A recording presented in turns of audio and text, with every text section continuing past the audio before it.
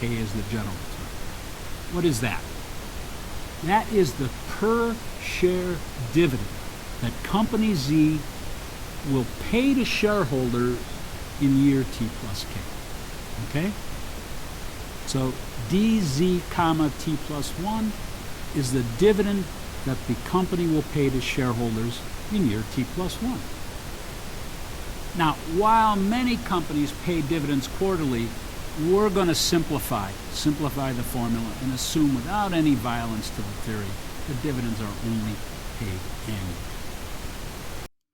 Of course, at the time of the purchase, the purchaser does not know and must therefore estimate future dividends. I don't know today what my shares in Duke Power will pay in the form of dividends in the future.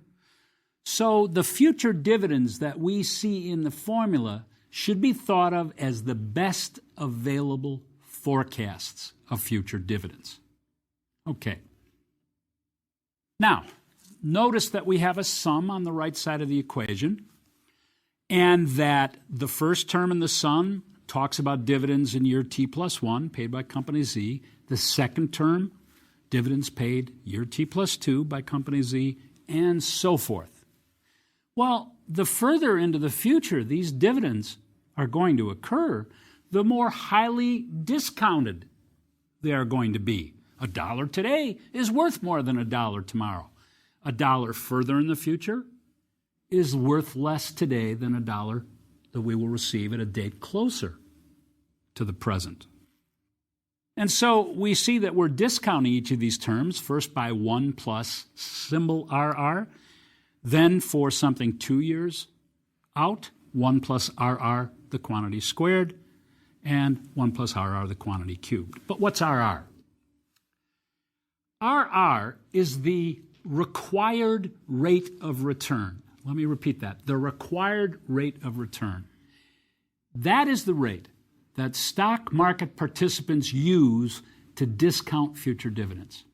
It is the rate that stock market participants must expect to receive on the dollars they financially invest in stocks in order to be willing to give up other investment opportunities like bonds.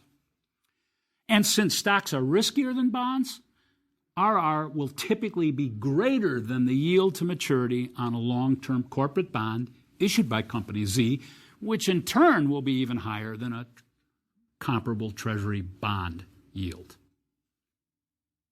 So the displayed formula gives the first three terms in the summation. The sum does continue. It includes further into the future terms, as indicated by the symbols ... in the equation. Of course, those further future terms are discounted even more highly because they're further away, and they will make smaller contributions per dividend dollar to the fundamental stock price. As we build intuition, it's important to recognize several differences between the future payments offered by bonds and the future payments offered by stocks. The coupon and final payments associated with a bond are known with perfect certainty in the case of a Treasury bond and with a high degree of certainty in the case of a corporate bond. In contrast, firms decide every quarter whether or not to pay dividends and how large those dividends should be. That is why those dividends have to be thought of as forecasts or expected values in the statistical sense.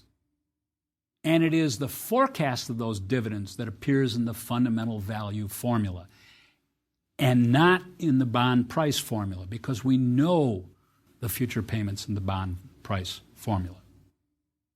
Another difference: the maturity date of a bond is known and fixed. A 20-year bond issued in 1986 matured in 2006, no doubt about it. But there's no maturity date for a share of common stock. Share owners are entitled to receive dividends as long as the company continues to exist and the owner continues to own the share. So really, the sum in that equation has an infinite number of terms. Now, if you were here, you might ask me, hey, shouldn't the sum run from the present until the future day when I plan to sell the share? You're right. The answer is yes. But on that sale day, on the day when you plan to sell, the sale price that you should expect to receive will in turn be equal to the present value of dividends going forward from that date. Thus, the stock price equation is going to be exactly the same, no matter whether or when you plan to sell. The required return, RR, should be larger than the yield to maturity on a long maturity corporate bond because stocks are riskier. And stocks are riskier because companies must pay promised debt or bond obligations before they pay dividends to owners. The fundamentals model imposes a tremendous amount of discipline on individuals who buy and sell shares of stock. Intellectual discipline. Let's do an example. Suppose your broker at Buy Low, Sell High Incorporated phones you up with a tip to buy Universal Widget. If you truly believe in the fundamentals model of share price, you should ask your broker to explain why she believes that Universal Widget will pay larger dividends in the future than previously believed. If your broker does not offer a good answer to your question, you should either hang up or at least ignore the tip that you received. I'm about to show you a more detailed illustration, and I think it's very useful because it illustrates connections between firm profits and the price of a share.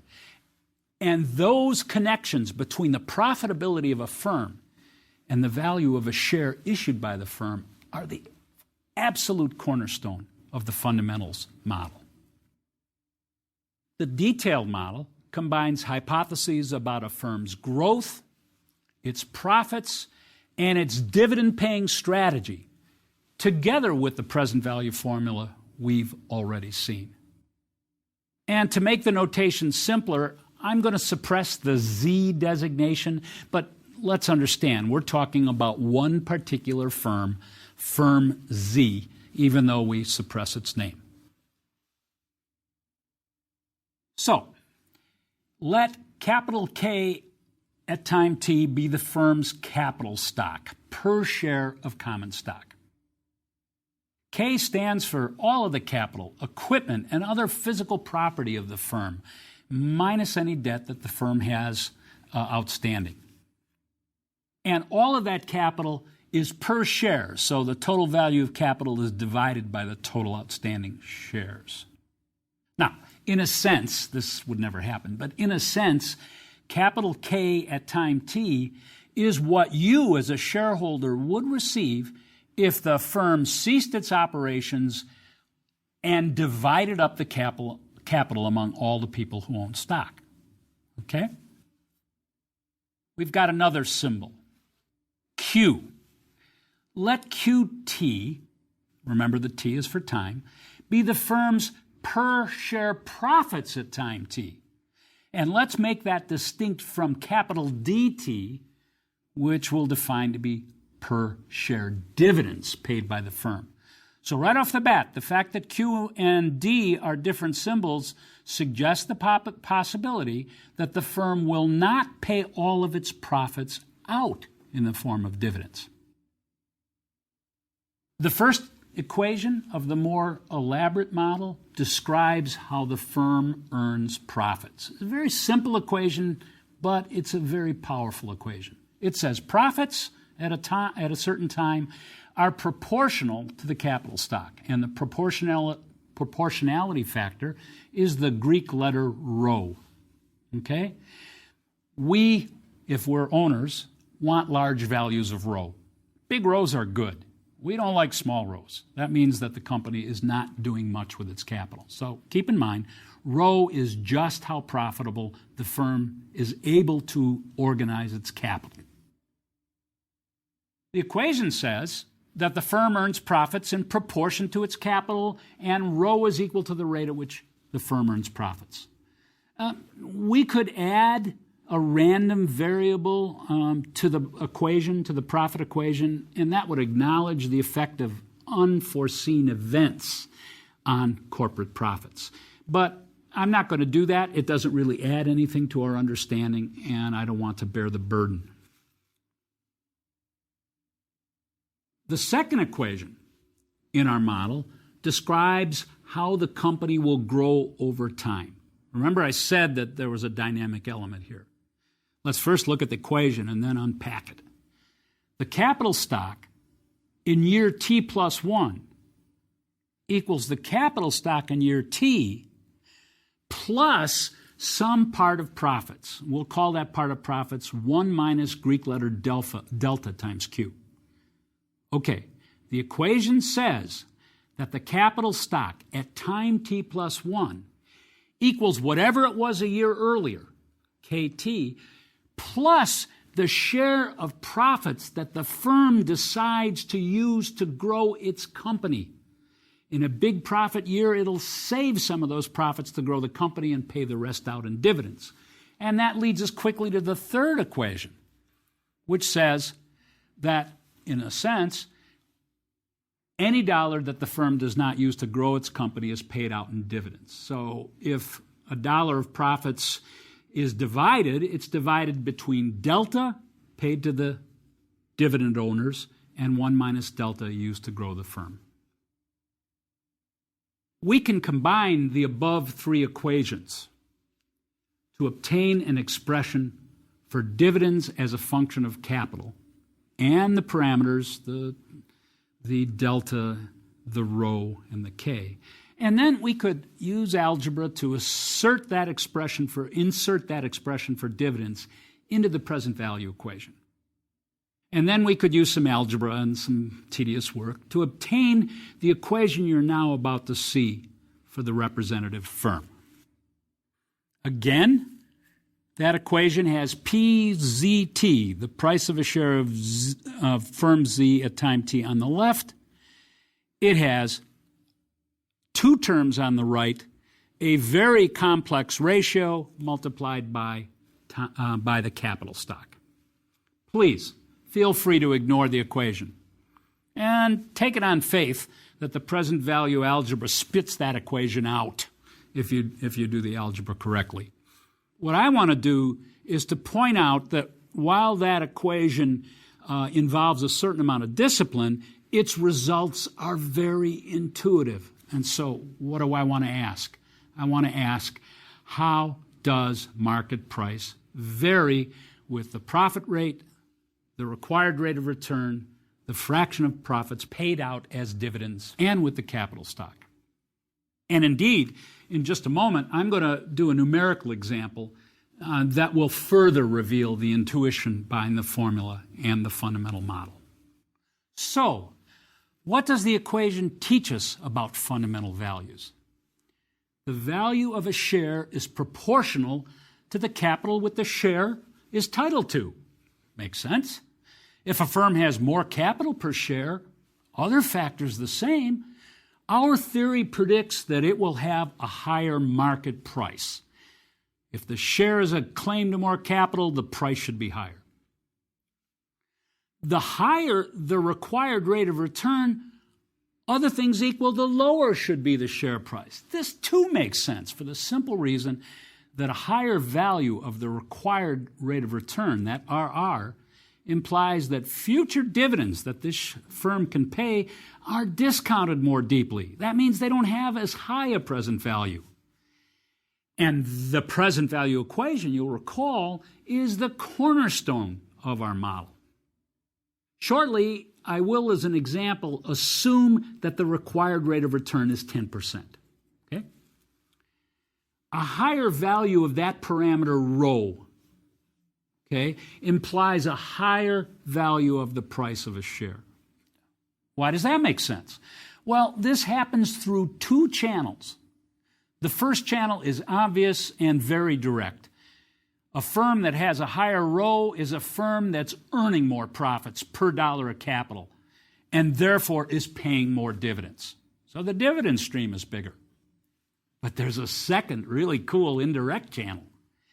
A higher value of ROE also means that the firm can retain more earnings and can grow its company more rapidly so that the capital stock will grow more rapidly and profits and dividends will be higher in the future.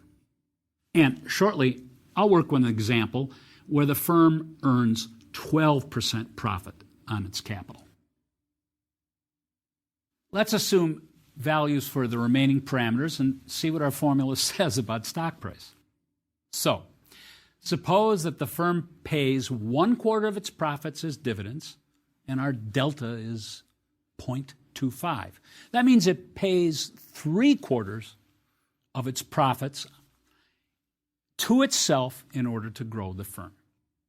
As I just suggested, let's assume that the firm earns a rate of return on capital of 12%, so that our symbol ROE has 0.12 as a value. And let's assume that the required rate of return is 10%, so that RR is 0.10. Already your instincts tell you this is a pretty good firm, right? It can generate 12% when the typical stockholder only requires 10. Well, when we use our present value formula, we're going to get a very interesting and very intuitive result. That result is that the price of a share of firm Z is 3.27 times the per share capital. The share price of the firm is 3.27 higher than the book value of the firm. Because this firm is earning higher than required profits, it actually is taking $1 worth of capital and creating $3 worth of value from it. This is a great thing. Okay? Moreover, since the per share earnings are 12% or 0.12 KT, and the share price is 3.27 KT, what's the price earnings ratio of this firm? The ratio of price to annual earnings of this particular firm is 27.3. So this is a very successful firm. This is a very successful firm. Okay. The fundamental value model determines the price of a share of stock as a function of its dividends and the required rate of return, which the stock purchaser uses to discount expected future dividends. The fundamental model is silent on how the required rate is determined. For example, how it depends on economic conditions. So we turn to another model, the capital asset pricing model, which is widely called CAPM, C-A-P-M or CAPM. And CAPM fills this gap by providing insights about the required rate of return. CAPM begins with a couple of important assumptions. Stock purchasers are risk averse. They like higher expected returns in the marketplace, but they dislike volatility as measured by the variance of those returns. Stock purchasers hold portfolios of stocks, which they construct not only with the knowledge of future dividends or forecasts of future dividends, but also with knowledge of how those dividends co-vary, how they move against one another as the economy moves through its business cycle. So the correlation or covariance of returns is a crucial component of CAPM. Note that the stocks of some firms will be highly correlated, and understanding this will help us understand CAPM. So, for example, share prices on a buildings products company like Lowe's or Home Depot and on a home building company like American Homes are likely to move together because events affect the companies in similar ways. An event that's good for the home building industry is likely to be good for the building products industry. Common sense. CAPM provides a prediction about the required rate of return of a share of company Z. In formula form, it says the required rate of return for a share on company Z is equal to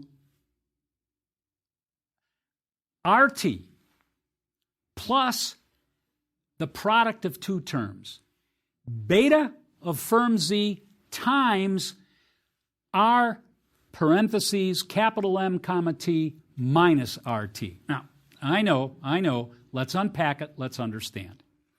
So, RRZT is the required rate of return on company Z shares. It's the rate that the market uses when discounting expected future dividends of company Z. What's RT? That's the risk-free rate.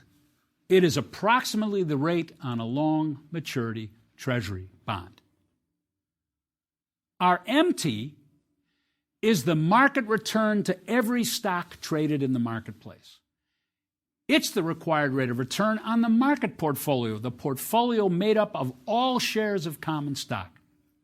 So, put another way, it is the rate of return that stock market purchasers require in order to be willing to hold a highly diversified portfolio of common stock shares.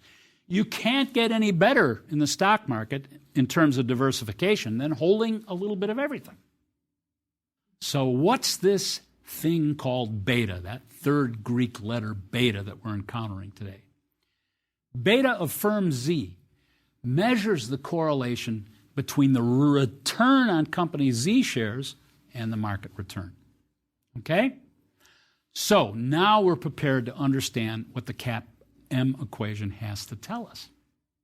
CAPM says that the required rate of return on a share of stock equals the riskless rate, long-term maturity treasury bond rate, plus an adjustment for risk.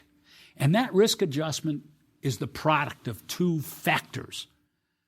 The market risk adjustment, RM minus RT, so the amount by which the return on the entire portfolio of stocks exceeds the riskless rate, and that guy beta.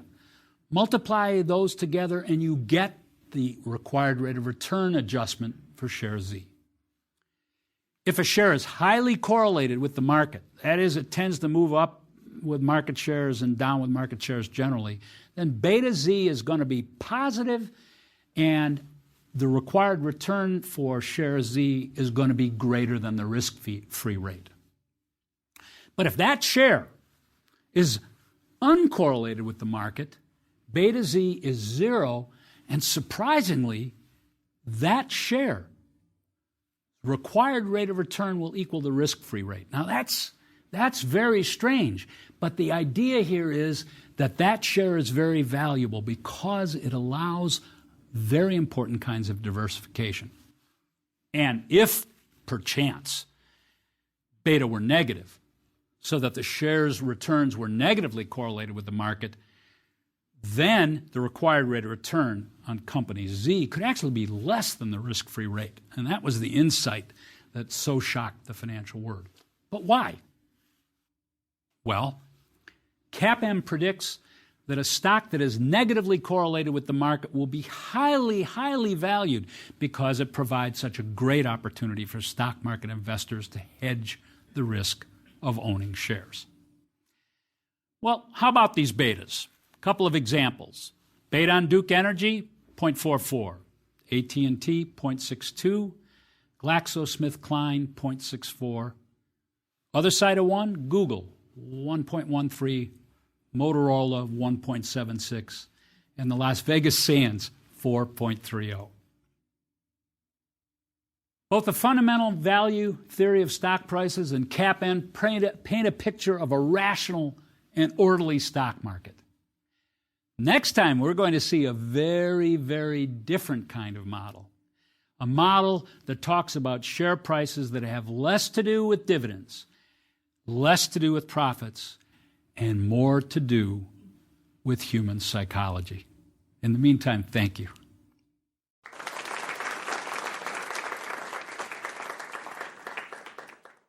It's tea time at Old Navy. Hurry in today for 50% off all teas for the family. That's right, all teas are 50% off one day only today at Old Navy and OldNavy.com. Ends tonight, valid 1/5, excludes.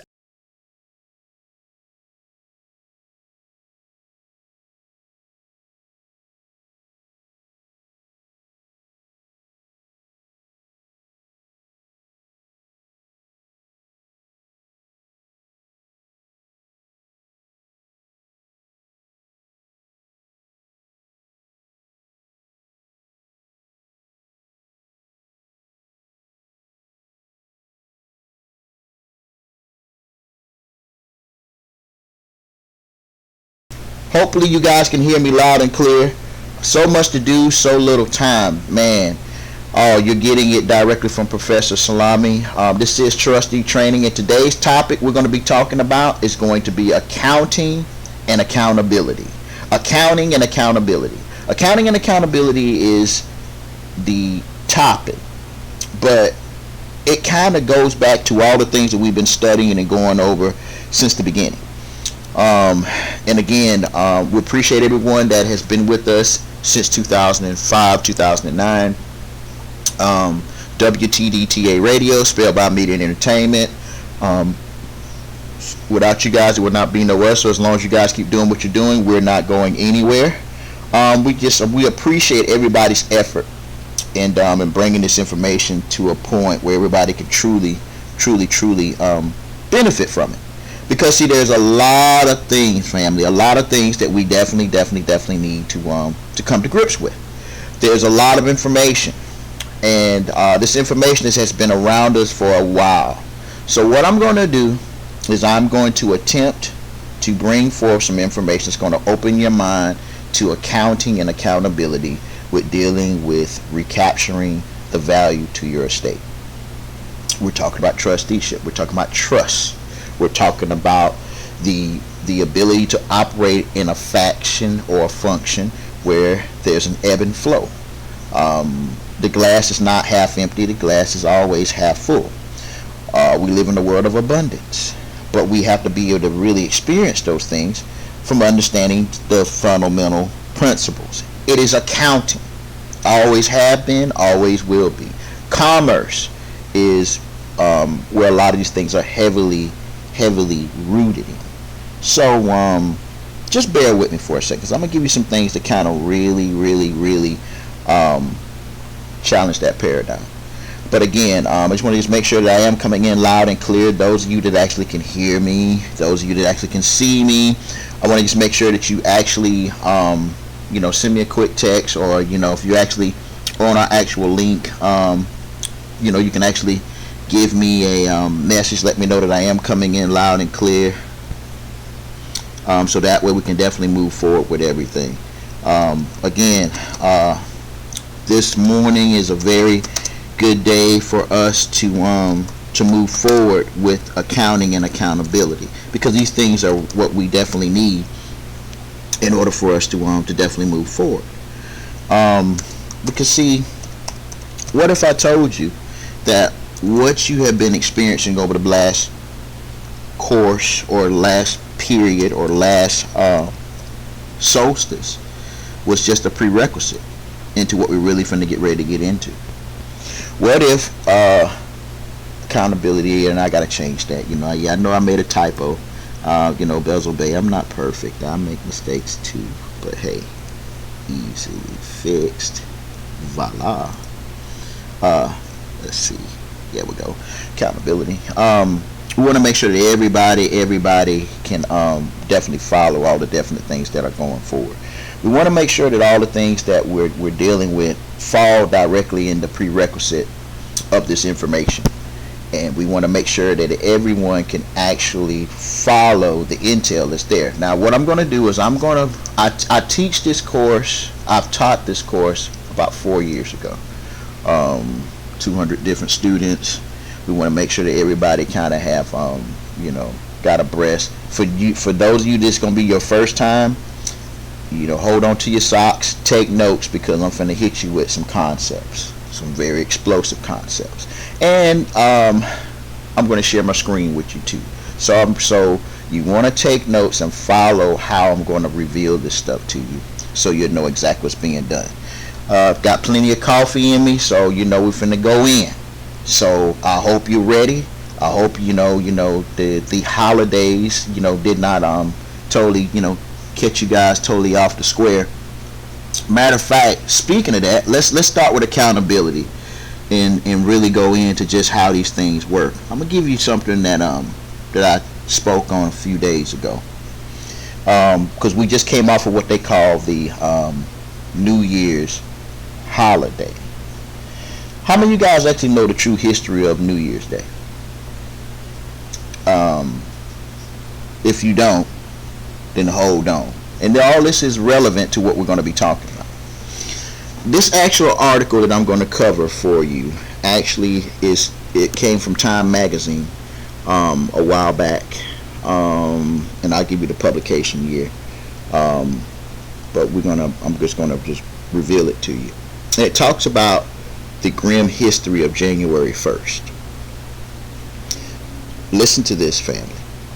Americans are likely to think that New Year's Eve and New Year's Day as a time to celebrate the fresh start that a new year represents. But there is also a troubling side to the holiday's history. In the years before the Civil War, the first day of the year was often a heartbreaking one for enslaved people in the United States.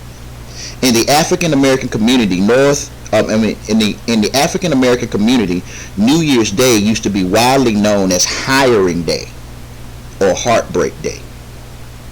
As the African American abolitionist journalist William Cooper Neal described it, because enslaved people spent New Year's Eve waiting, wondering if their owners were going to rent them out to someone else, thus potentially splitting up their families. The renting out of the slave labor was a relatively common practice in the antebellum South, and a profitable practice for white slave owners and hirers.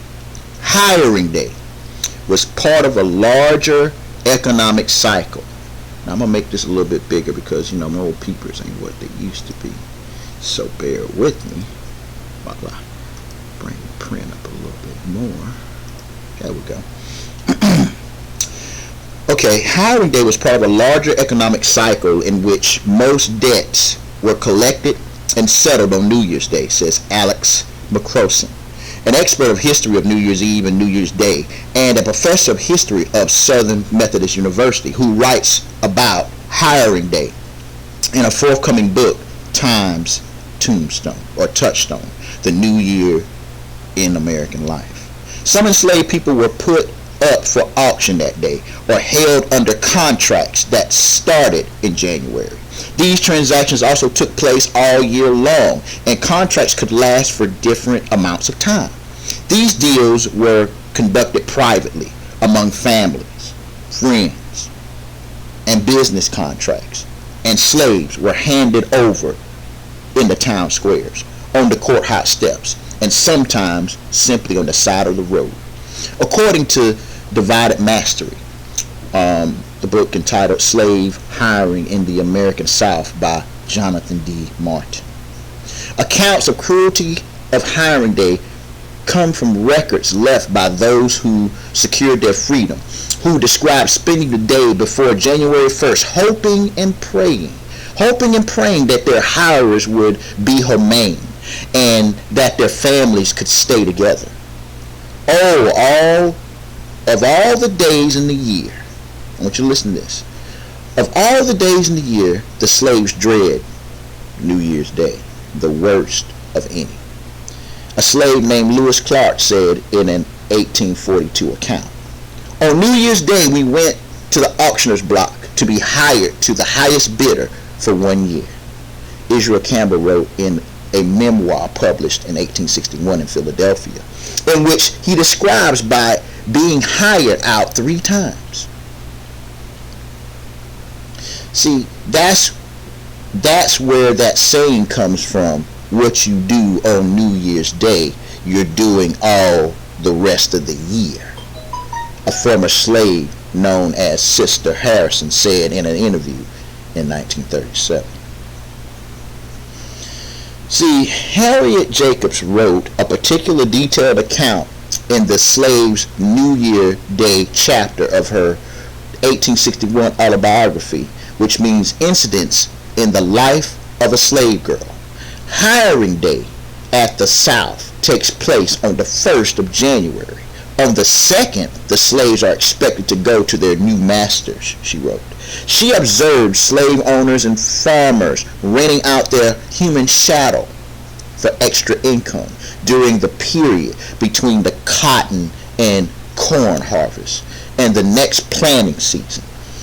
From Christmas to New Year's Eve, many families would wait anxiously to find out whether they would be rented out and to whom.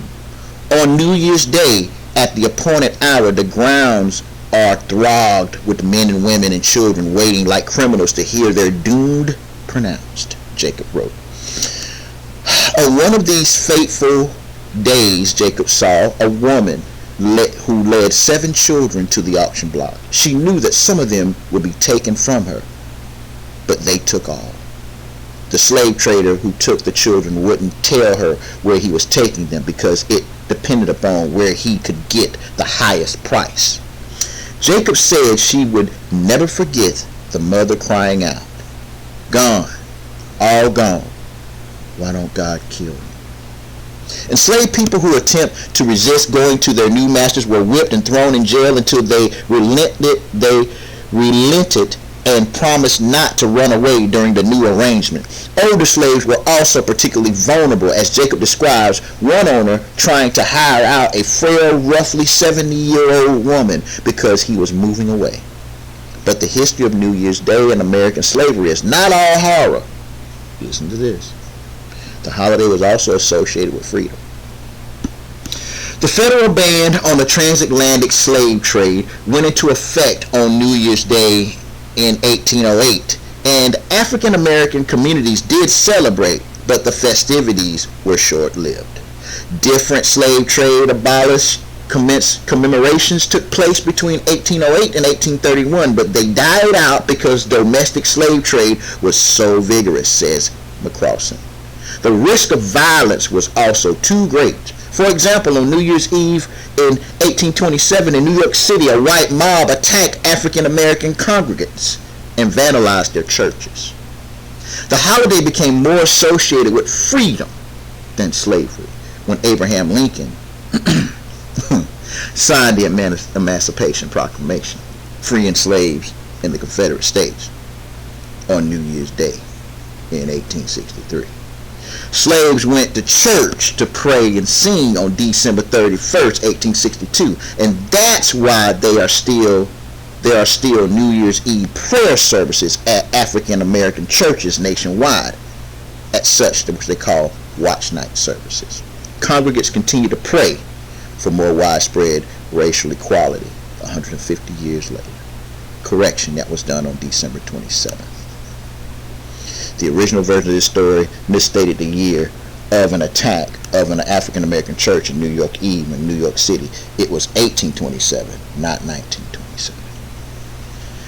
A lot of people don't really understand that particular part of the history. And we're talking about accounting and accountability. So, without further ado, I am going to open your mind up to a whole world of accounting and accountability that reflects on the mere fact that in order for you to know where you're going, you have to know where you came from. You have to pay very, very, very close attention to all these things that we're dealing with, because these things are designed. These things are designed to put you in a certain frame of mind. In order for us to free our people, we must change their literature. In order for you to be free, you must change your mind. Now, this course that I'm going to do in this segment is actually a private banking course, but it's a practical course. And so what I'm going to do is I'm going to break it down into precepts. So you have the introduction to the new beginning, you have the history of commerce, you have responsibility, you have redemption, you have the power of acceptance, you have being a diplomat, being a sovereign, and then private banking. Now, this information has been around for a while, and I'm going to do my best to bring to you some useful information from the previous authors who I give full credit to this work. Bezel Bay and Associates, Diversity Trust, Spellbound Media and Entertainment do not take any credit for the work that we are actually going to be bringing forth. My job is to simply bring this information in a format that you can fully conceive and understand. So, the first thing we're going to talk about is the introduction to the new beginning. And it's very, very important that you understand how these things go. Why? Because most individuals at the beginning of the year, they're trying, they're rubbing their hands together. It's tax time, it's tax time, time to get that accounting, time to crack those books open, time to get it in. So we shall get it in, shall we? Now, I'm going to share my screen with you, so hopefully this works. And I want you guys to let me know whether you can see my screen when I get ready to bring it up. Now, we're going to go down to, let's see, here we go. This is the introduction to what we're going to be talking about. Okay, right here, the introduction. And I want you guys to follow this, because we're going to be really, really, really breaking this down. Alright, here we go, family. This is your new beginning, a fresh look at the world and yourself. Rather than flailing and raging at the world, it is often more empowering to look at yourself and how you meet the challenges this world presents.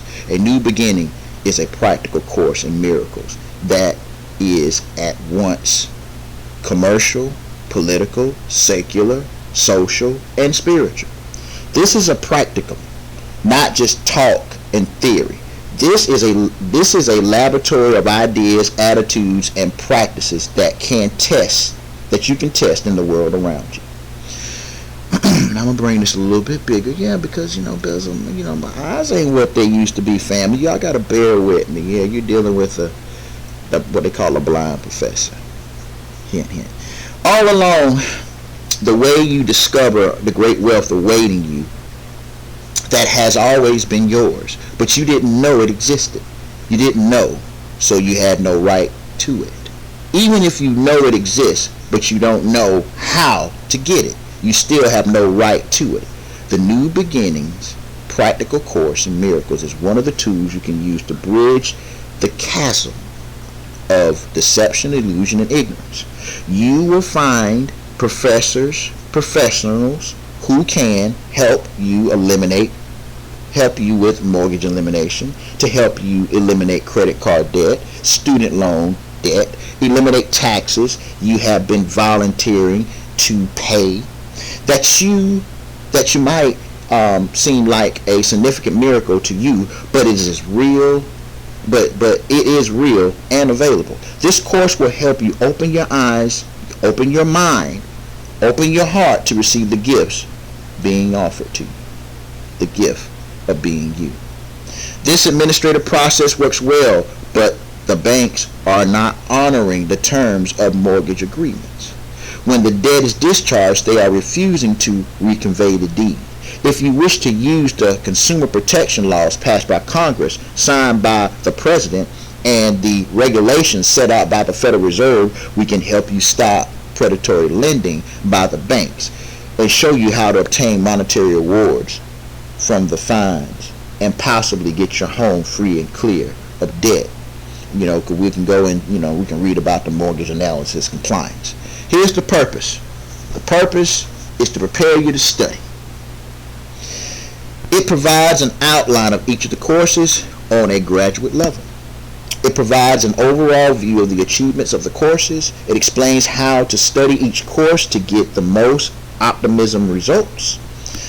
It explains the importance of defining words in the study materials. Details on how to use a check sheet for the courses. It explains how to team up with one or more classmates. Important, important, important. It explains how to drill routines and perform demonstrations of knowledge.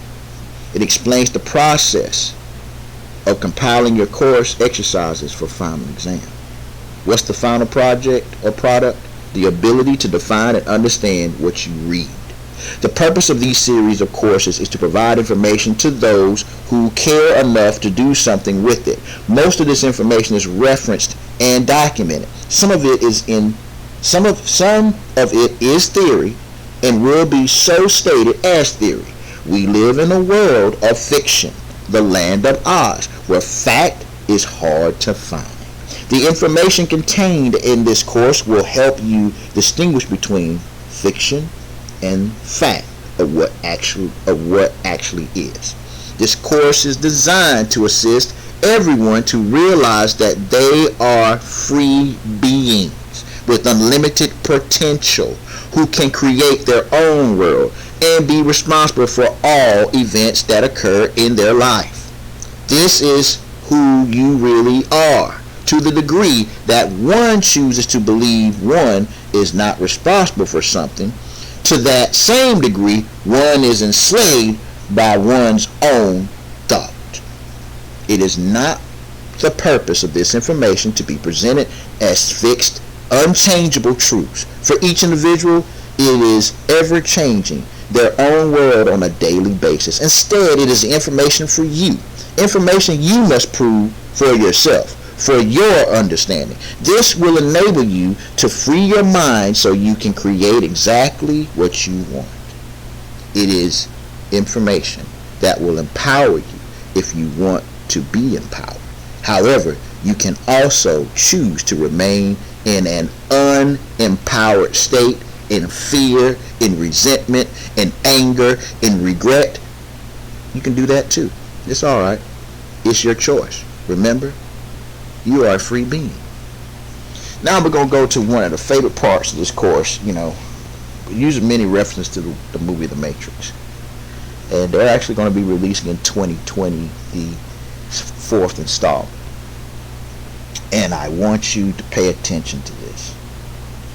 This is a quote that applies perfectly to our present time. It comes from the movie The Matrix, when Morpheus is talking to Neo for the first time. We will first define the words Matrix, Morpheus, and Neo so you will understand the statement a little better. The word Matrix, its origin comes from the word mother, female beast, kept for breeding. It's the womb. That's the word Matrix. The word Morpheus, son of Happiness, the god of dreams. In the arms of Morpheus, asleep, a deep sleep. Then we have the word Neo. In Greek it means nous, to float. The meanings are direct statements from the movie. Morpheus, this is what he says. I imagine right now you feel a bit like Alice tumbling down the rabbit hole. You look like a man who accepts what he sees, expecting to wake up. You're here because you know something that you can't explain, but you feel it. There is something wrong with the world. You don't know what it is, but it's there, like a splinter in your mind driving you mad. It is this feeling that's brought you to me. Do you know what I'm talking about? Here's Neo, the Matrix. Here's Morpheus.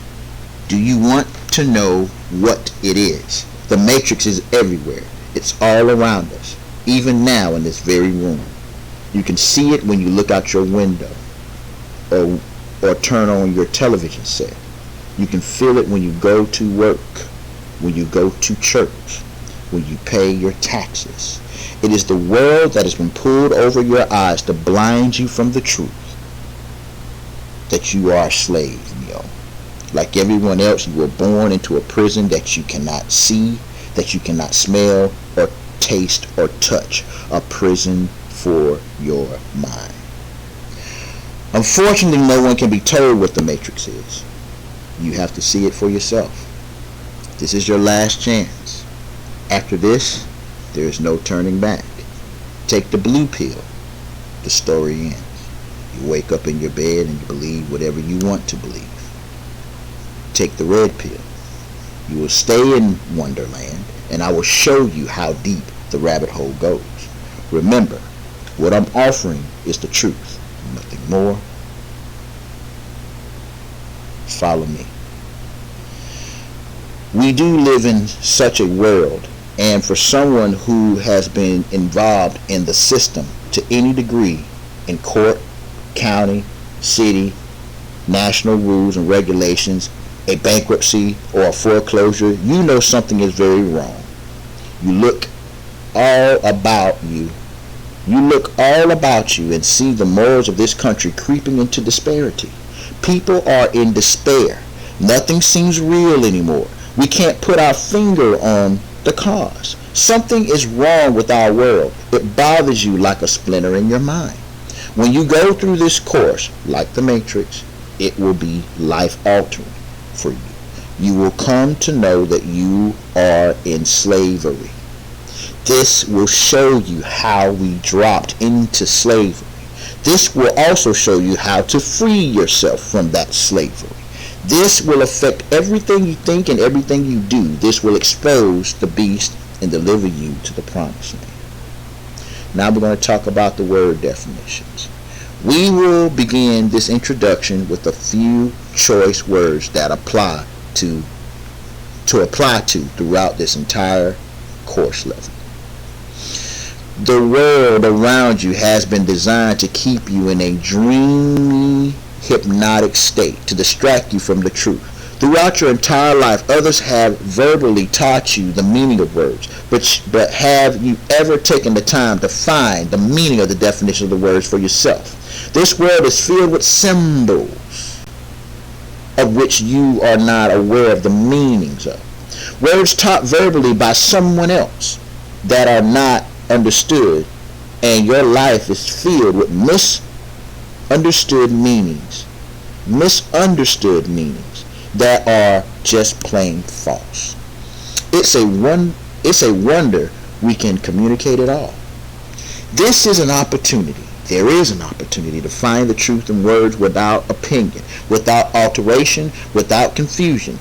That is the purpose of this course. The derivation of a word is the key to understanding each of its possible numerous meanings. Some of the words defined in these courses have been traced to Latin and Greek that date back over 2,500 years. However, we have traced many words back to the original Hebrew and Sumerian.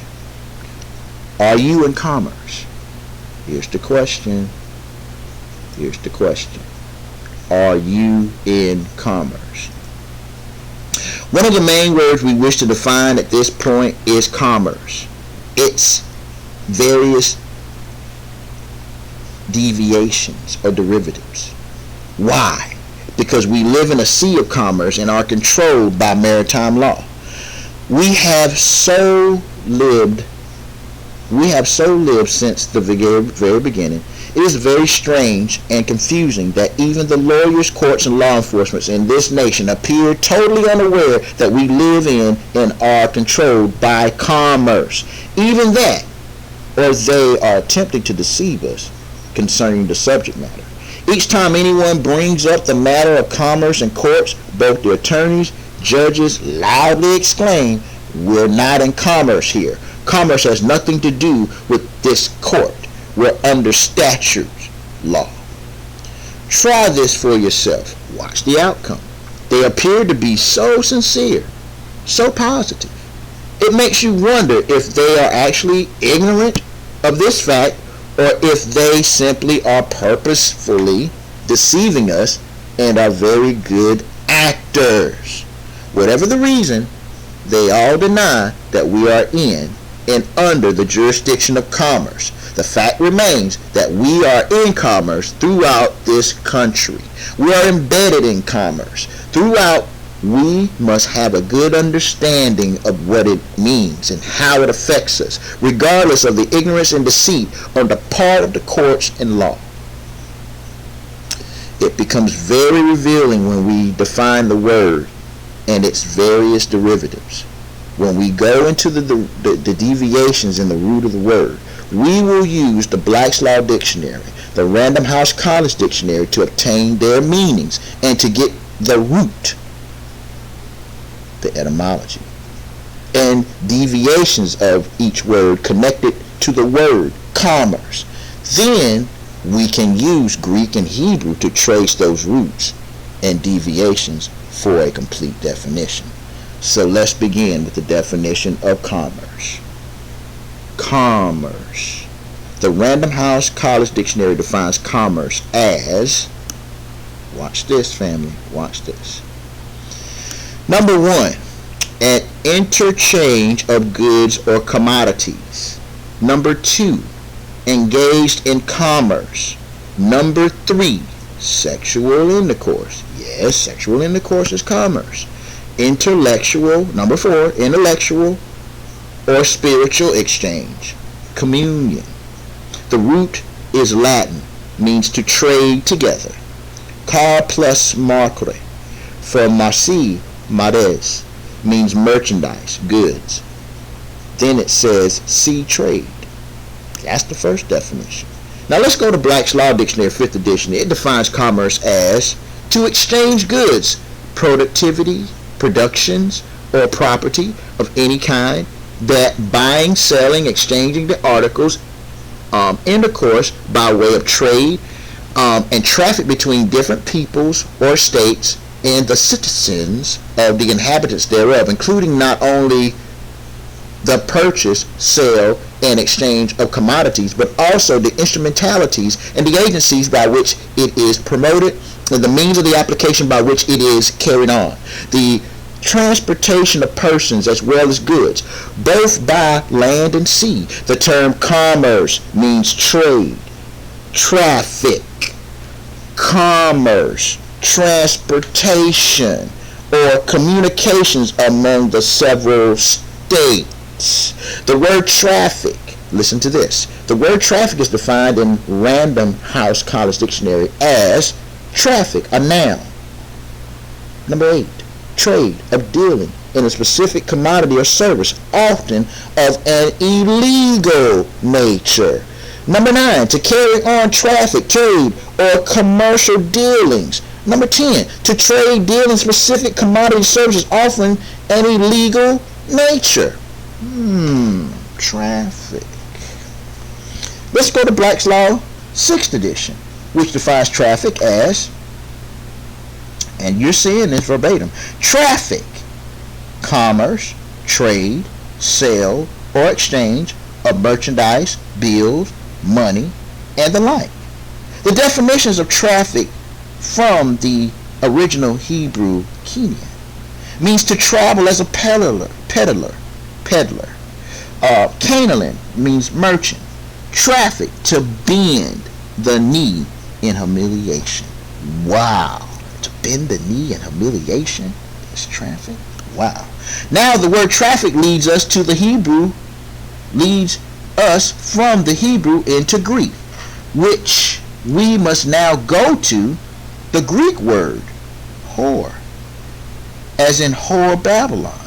The Greek word for whore is pornos. Pornos is a traverse. It means to traverse. It means to traffic. It means to sell a prostitute or to dispose of as merchandise or into slavery. Slavery means to be security. Wow. The Hebrew definition for the word whore is whore, highly fed and therefore wanton, to commit adultery, to commit idolatry. Next, we follow the root word of west. Westlaw. The direction has the similar root meaning as whore. See, the Hebrew definition for the word west means west, to roar, a sea and breaking as a noisy surf, a river, a large river, an artificial basin, a shading the area as covering, even shadow. Watch this. To give or to be security, to give pleas or pledges and mortgages. Wow. Commerce is dependent upon two other words: value and scarcity. Without these two words, commerce falls flat and is unable to function.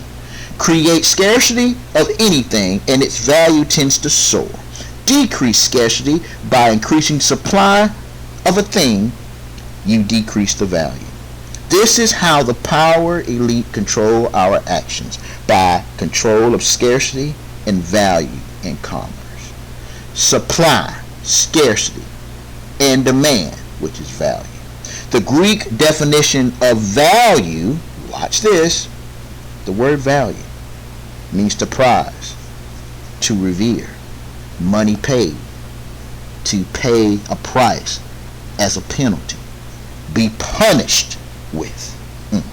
When money is sacred, one generates a fear that one does not have any money. However, it is the lack of money that one fears. Therefore, worship, giving worth to, i.e., value to, the God of fear. The derivation of worship is to create worth. Now, this right here is very powerful for those of you that are seeing this and hearing this for the first time, because you're now seeing it verbatim, what keeps us all accountable because of the words we use in commerce. You're now beginning to understand, because we have assumed all these things all along. But if this is your first time actually seeing this verbatim in this format, you're no longer in Kansas anymore. Why is this important? This is important because we have forgotten that there's some legislation that's actually at hand that we got to actually deal with right now, especially with the new accounting standard. So keep listening, because if you listen long enough, you definitely will learn something. And while you're learning something, I'm going to make sure that you really, really, really get the true definition. So without further ado, I'm going to bring forth some information that should help you in this journey. Keep listening, because if you listen long enough, you just might learn something.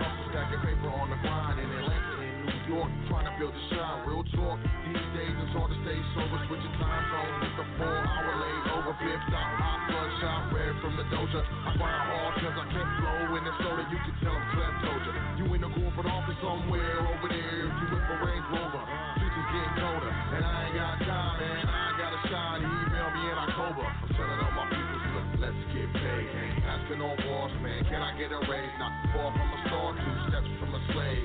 Thinking to myself, man, it's time to get paid. Telling all my peoples, look, let's get paid. Asking on boss, man, can I get a raise? Not far from a star. Presenting my man's on. Set up a consultation. Find all the Instagram, Twitter, Facebook pages for the foundation, all home. And I'm so happy to be here because it's where we're supposed to be. And I'm going to tell you, our relationship is a very personal one as well, more than just business. We're connected, and we're connected. I'm going to tell you, when it comes to my family, you could tell how close you are to me if my family knows your name and they know you. And so I'm greatly honored for everything that you're doing. You know what, brother? I wouldn't want to be anywhere than right here with the warriors that we all know, that we collaborate with, that we strategize with, and that we make ourselves available to. I wouldn't want to be anywhere else. This is where I asked to be, and I definitely think that all of the warriors are in that same, same elk, and they same a cut of that same cloth, and they intentionally wanted to be here. And one of the things I always say is that a soldier can never do what a warrior thinks, because a soldier takes orders. A warrior provides the path to sovereignty and self-determination. So that's who you are to me. And we know many brothers and sisters that are of like mind, like energy. This is why they come to the foundation. They listen, and they are actually enlightened and given an opportunity to question things because of your program and what you do, which is critical because the airways are sacred. The airways are completely sacred. Because what it happens is that the airways is a frequency into the mind of the will of the people. And you orchestrate that so well, brother. And I was sitting back, just jamming to the intro, listening to it, and just realizing, man, this is where I want to be. And I want to be here with you and your listeners and the posse of people that we have, that you know of. And I'm looking forward to enduring it all together, because that is what breeds unity. That's what breeds strength. And there is no other stronger than the great will of the great Creator that's been put into us as the image of perfection. And you definitely exemplify that, my brother. Hey, all praises, to the Creator. I appreciate those words, though, man. Like, that was really, really heartfelt. I'm glad we see eye to eye when it comes to, getting this information out to the overall body of our people. Because as we both know, if you can just hear what we're saying, you will be interested. And if you can get interested and be dedicated and consistent, it will change your life. So, with that being said, I'm going to go into a couple of current events real quick, man.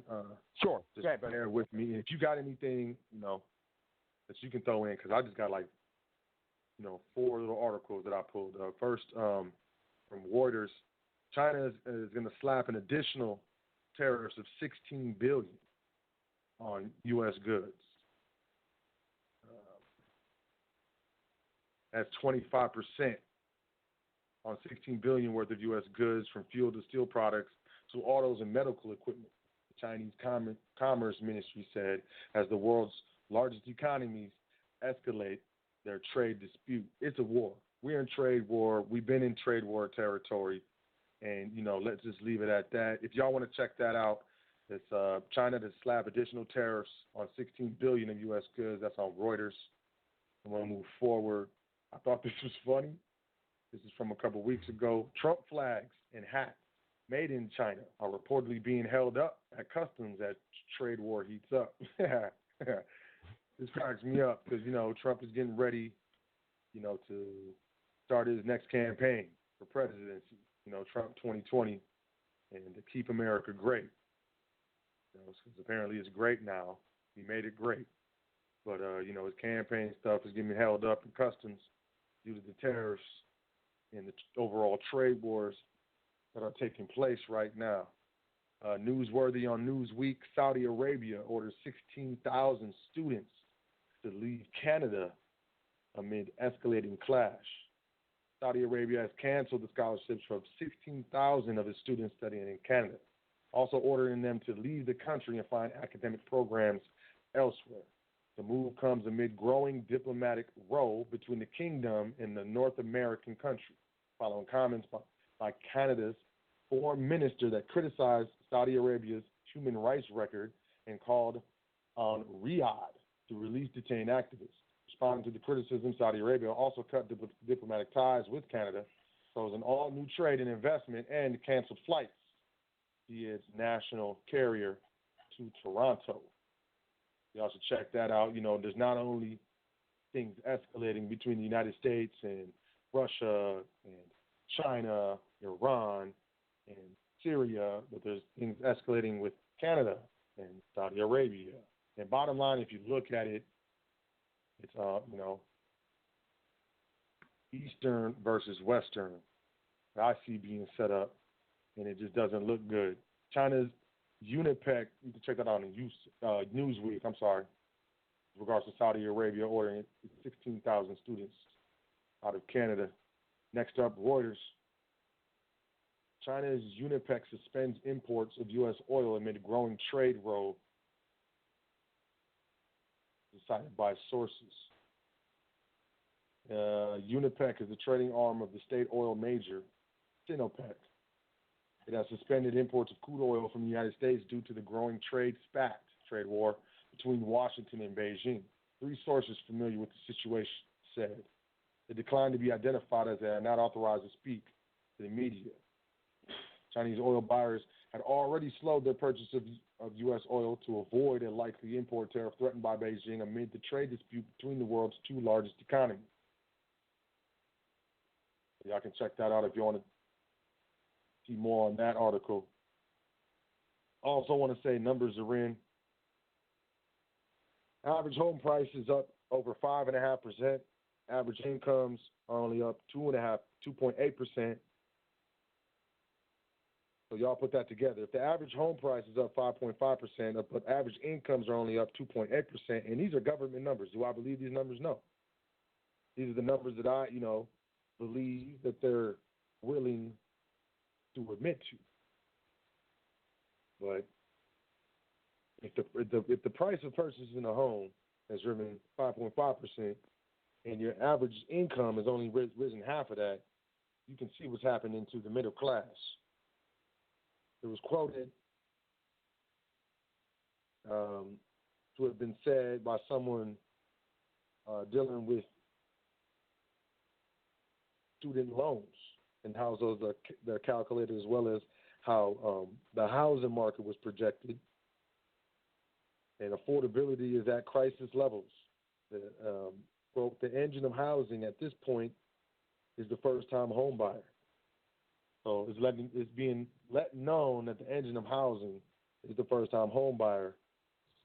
And, right now we're dealing with millennials who, from what I understand from the numbers, are buying less homes than the previous 2 generations. It might have been combined. New home sales are down 5.3% versus the expected 0.03%.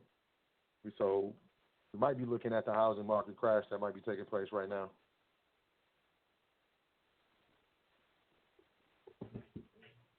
And I guess, that's all I got. Go ahead, brother. That's all I got right now. I just wanted to add to that.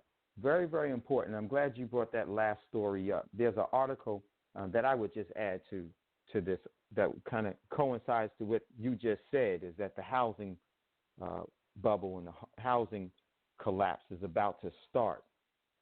And there was an article on July the 25th of 2018 that came out, and it was put out by BizNow, is the source. And the title of the article is Chinese Investors Do an About Face Starting Selling U.S. Commercial Properties. Chinese investors pulled back from the United States commercial real estate in a very big way.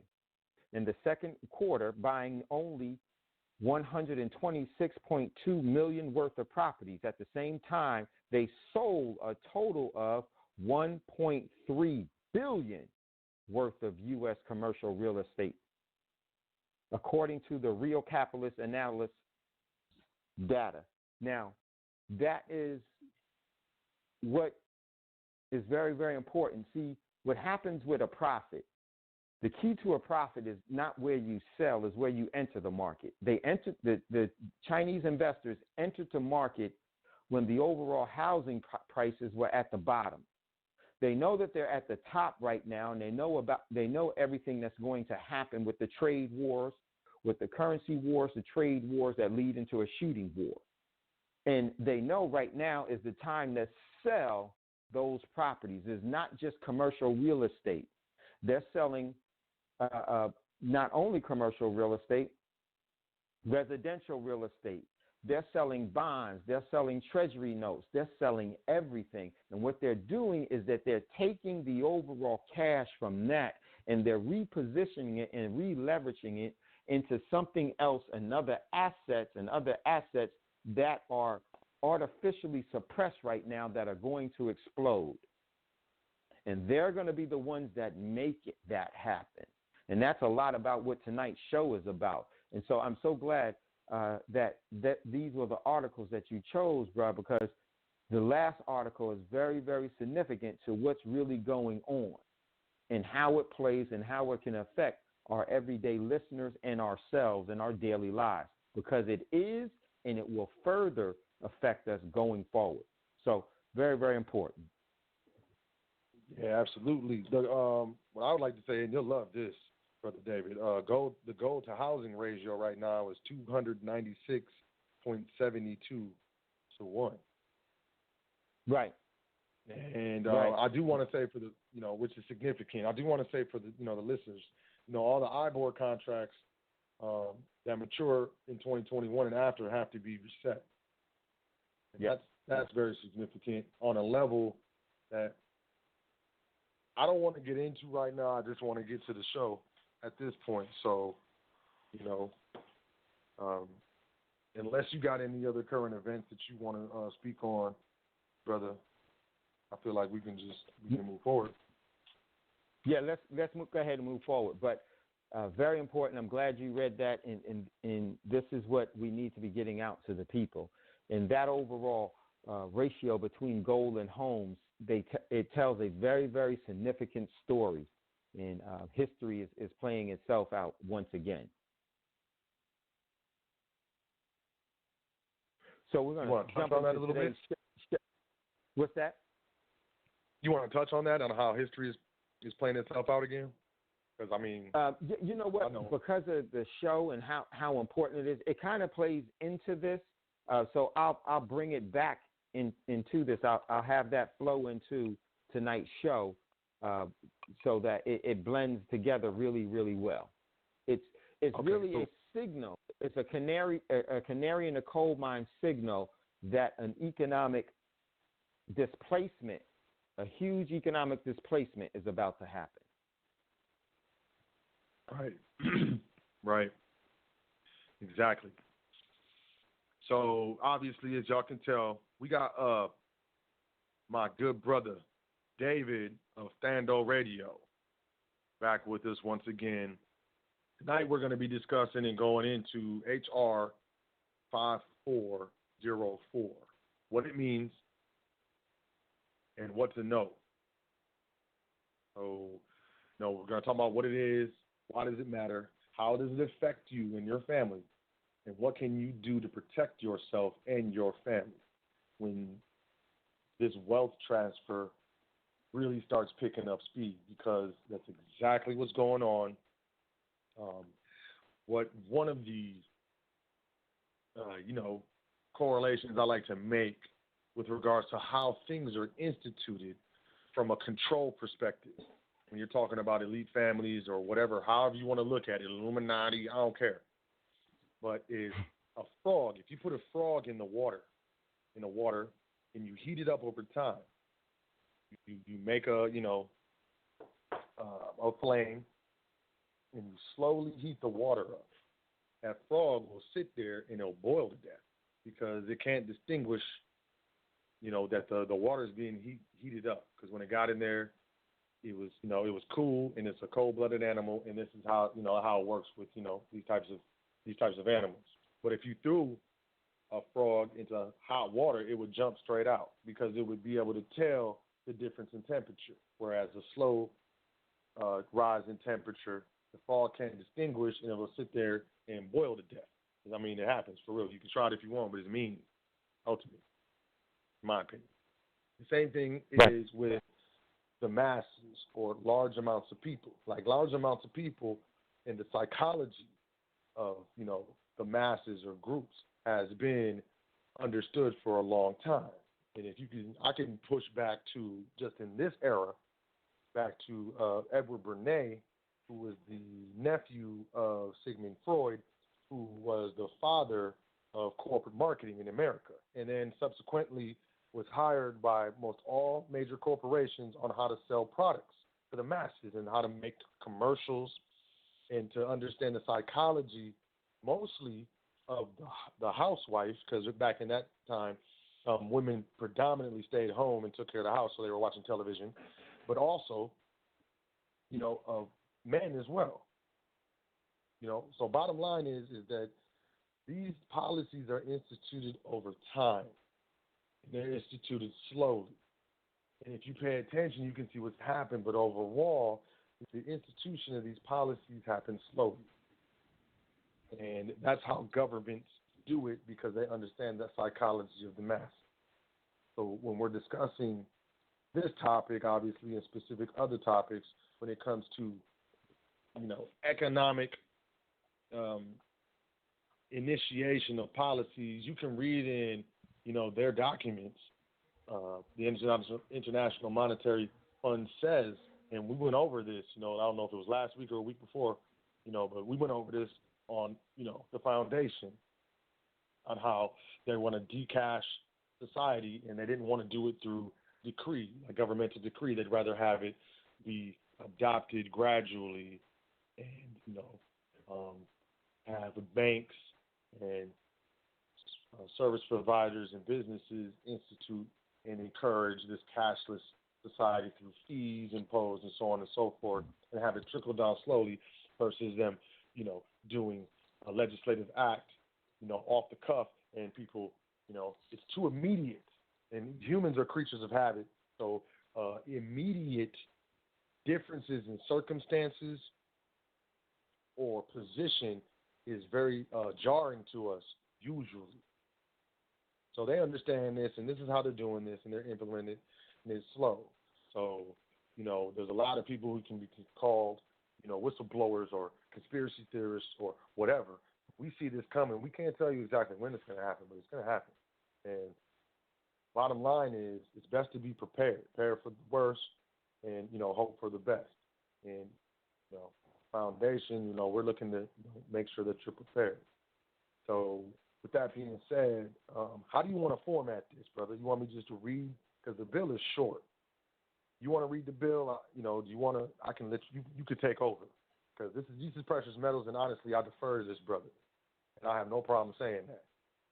So I guess, brother David, how you want to? What we'll do? I'm just going to hand it off to you. How does that? Yeah, that's cool. Because what I want to do, and I just want to say, I'm glad that you used that analogy because it's so true.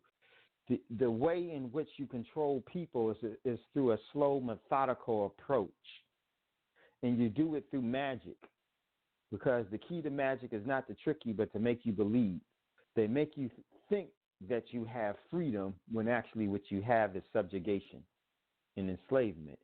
And how you do that is you do that through energy. You control people's energy. When you control people's energy, you have all of their talents and ability at your full disposal, even to the point where they will deny themselves and will give their single life for your overall agenda.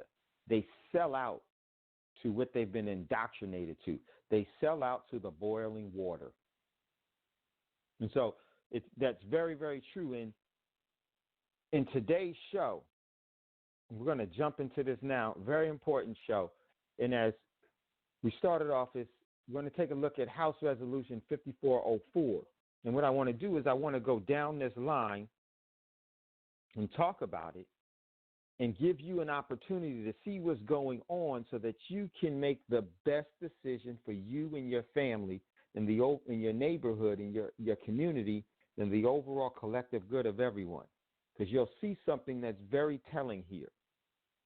You know, we give seminars throughout the country, and a lot of what's in this bill is what we talk about at our seminars.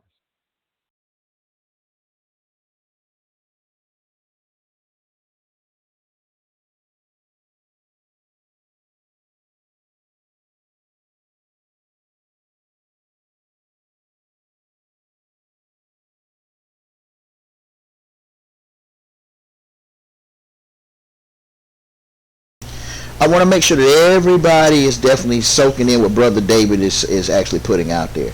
And again, for those of you that are listening for the first time, this may be a bit overwhelming. But for those of you that are actually, how are you going to say, heard this before, I want you to pay real close attention to the high points of what he's explaining. The reason why I want you to pay attention to the high points is because I want you to understand the lessons of the words that we use.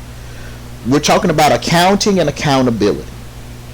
And he's been very revealing in exactly how these things are applied. Now I'm going to hit you with some high science right quick. So hopefully you're ready. You know, my job isn't to blow your mind, it's to open your mind. So let's do that, shall we? Let me take you to, let's see here. Let's go here. Let's talk about the lie lines. The lie lines equivalent to silver, which equivalent to 5G, which equals a syntactical trust. We're going to talk about metadata that's being used for all those that possess gold, which is going to be used by this 5G technology, which also equivalates to a syntactical trust. The 8302 returns, those that are actually being accountable, using accountability, will be able to utilize CECL implementation to also substantiate a syntactical trust. Those of you that are conscious, will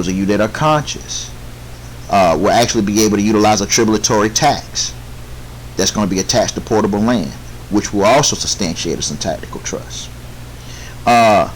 Those of you that understand and understand that portable land, under the law of the land, can be protected under the law of the land, and also through the Hague Convention, which also gives you a syntactical trust agreement, a res. And then we talk about the very assets themselves. The very first asset must be what you've gotten from the covenant of the Most High, which is melanin. Also equivalates to portable land, which is also syntactical trust. Now this is I'm giving this to you in this formula. I'm going to give everybody a chance to write this down. You know, you can pause the video right here. That way you're able to see this. Because this, I have to put it out this way in order for you to truly grasp where we are, people, and what we're doing. Because it's about accounting and accountability. Accounting and accountability. Accounting and accountability. Now again, for those of you that are experiencing this for the first time, this seems a bit overwhelming. But if you listen long enough, if you look, if you research, don't believe anything we're saying, research for yourself. Once you come to this particular point, then you're able to move forward. The reason why we're going there is because I want you to understand that these things are what? Important. They are very, very, very important. They are some of the most important things you're going to experience in what we are talking about. But you have to fully conceive how these things operate, how they equivalate to what you're going to be dealing with. Now that you got that in your head, we're going to now go to some more text concerning the power of words. So watch this. Okay. Now we're going to go to power of words here. So the power of words going to bring us back to the Greek definition of value. The word value means to prize, to revere, money paid, to pay a price as a penalty, to be punished with. When money is scarce, one generates a fear that one does not have any money. However, it is the lack of money that one fears. Therefore, worship, giving worth to, i.e., the value to, and the God, and which becomes the God of fear. You're giving value to the God of fear. See, the deviation of worship is to create worth. See, the deviation of worship is to create worth. Now here's the drill. Demonstrate you understand the similarities between the above definitions pertaining to commerce, value, and scarcity in our present time. Here's demonstration number 2. What, if any, part of your life is not affected by commerce? You will learn how this principle will change as you go through this course. Here's the entire course. This program consists of 12 separate study courses with accompanying demonstrations, drills, and tests. You can copy this text by highlighting it by clicking and holding the left mouse. We already know how to do that. Then open your Word document. We already know how to do that. Basically, each course is a single state of your being. Where and how and who you are. You must realize that you and everyone else on this planet are in some state of being. There are specific procedures of working your way out of your present and particular state of being into the next higher state of being. These procedures are part and parcel of any activity in this universe that must be complied with.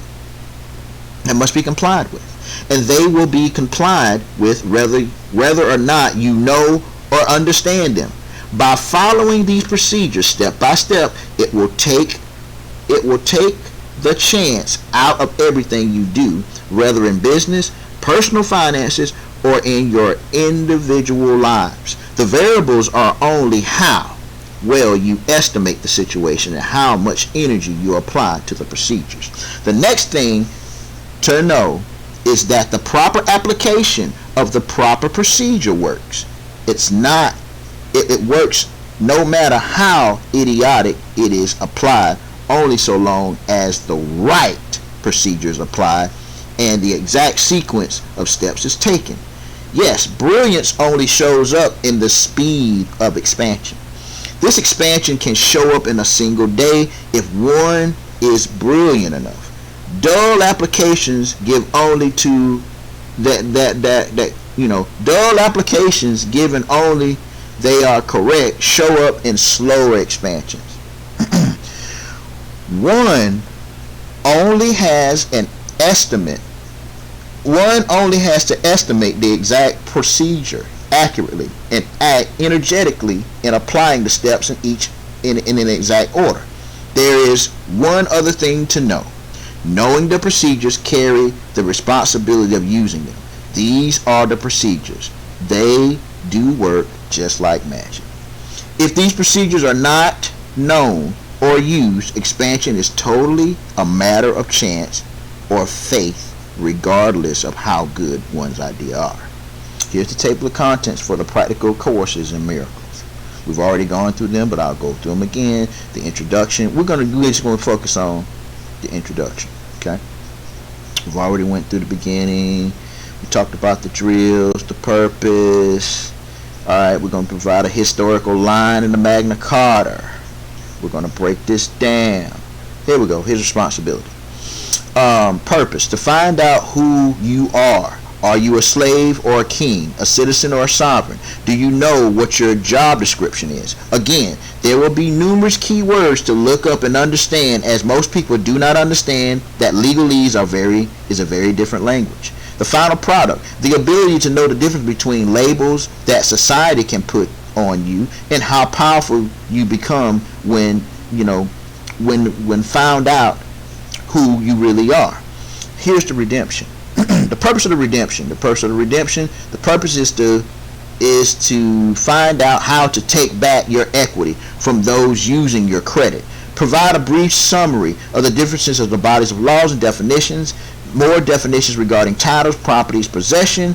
Gives an overall view of how to get back control of your property. Explain how to make a UCC-1 contract and how to properly file it. Explain how to set up your own private account and zero out the debts of your strawman corporation, which you have with government.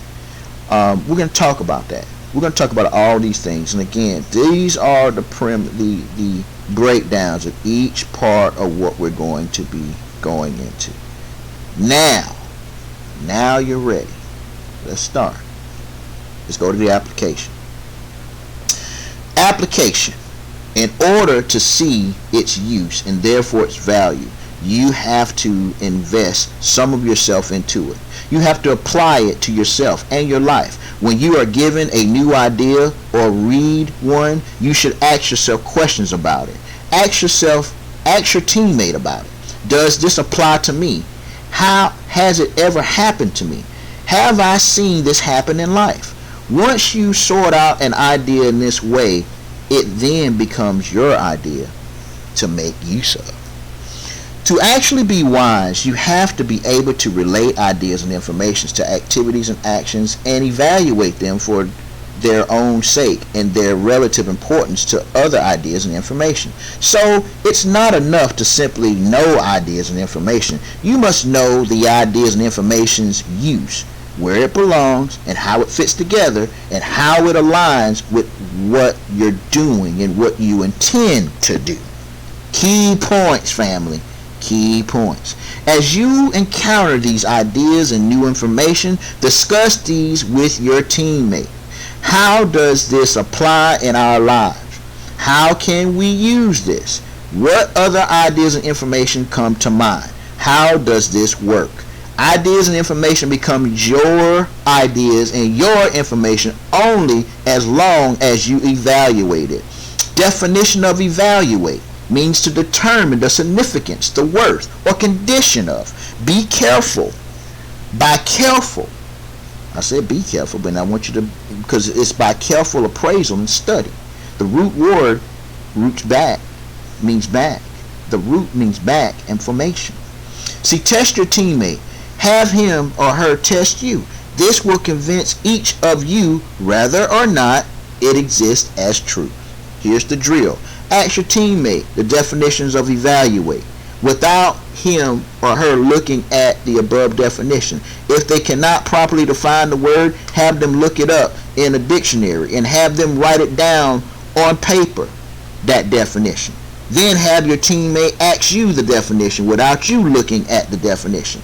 There will be certain key principles throughout the material of the course, and if you learn to think with them and apply them, you'll have superior information that will resolve the problems you're faced with. Before you begin your study, decide with your teammate what your purpose is for taking this course, what you would like to achieve. Write your purpose and what you want to achieve down on paper and give it to your teammate. Here's an important note, the definition of words. When you study, be very certain you never go past a word you do not fully understand. You will need the following reference manuals to study the course materials. The oldest, fattest dictionary you can find. You need a Black's Law dictionary, preferably a 6th or 4th edition. You will need the Uniform Commercial Code manual. Must include Article 9, Section 600s. You're going to need a strong, exhaustive concordance with Greek and Hebrew definitions included. This manual traces the King James translations. This is a very good one. I keep all of these at my disposal. Now, I don't talk about the strong concordance only because those that are in our civics class know that we use these things a lot. But again, for new individuals, this might be something that if you don't have part of your library, you need to get that. The only reason anyone gives up a study or becomes confused or unable to learn is that he or she has gone past a word or phrase that is not understood. If the material becomes confusing, you can't seem to grasp it. There will be a word just earlier that you have not understood. Don't go any further, but go back to before you got into trouble. Find the misunderstood word and get it defined. So take responsibility of your teammate. Watch him or her closely. If they seem confused or somewhat droopy, have them go back and find the misunderstood word and define it. Here's the drill. First, start with a clear notebook of paper. This can be a tablet of papers, can place in a 3-ring binder. Second, write out the word on the left edge of the paper, starting with the top page. Third, write it down in your own handwriting. The entire definition given in the definition. Be sure to indicate the deviation in your deviation. The deviation in your definition. For example, the word number 1, sometimes that is said. Number 2 is a speech, sounds, a series of speeches, sounds that symbolize and communicates a meaning without being divisible into smaller units, capable of independent use. 2b, a written or pre-printed character, combination of characters representing a spoken word. Deviation, Middle English. The word from means Old English, and akin means OHG, which is Old High German. What or word. Latin means verbum. Greek means etheri, to say, to speak. Hittite means waria, means to call, means to name. That's the way you write out each of your definitions. Here's the drill. Ask your teammate the definition of a word without him or her looking up the above definitions, and if they cannot properly define the word, have them look it up in a dictionary and have them write it down on a piece of paper of that definition. Then have your teammate ask you the definitions without you looking at the definitions. Now, why am I going through this? I'm going through this because I'm trying to systematically show you accountability in accounting, because these are the principles. We talk about you're doing your accounting because you're making memorializations, you're writing, you're spelling, you're doing the fundamental components to be able to put you in a component where you can see, you can visualize what the words are being used in comparison or in conjunction with the mathematical equations, because accounting is a mathematical equation. You're dealing with mathematical phrases. You're dealing with the semantics. And these are the things that are going to be very helpful if you pay attention. Now, I'm going kind of fast. I'm only going kind of fast because, I think if I don't get this out fast enough, some of you are going to be forever lost. We're at a time and place right now in history where this stuff has to be not only understood but overstood. So keep listening, because if you listen long enough and you keep looking, you're definitely going to learn something.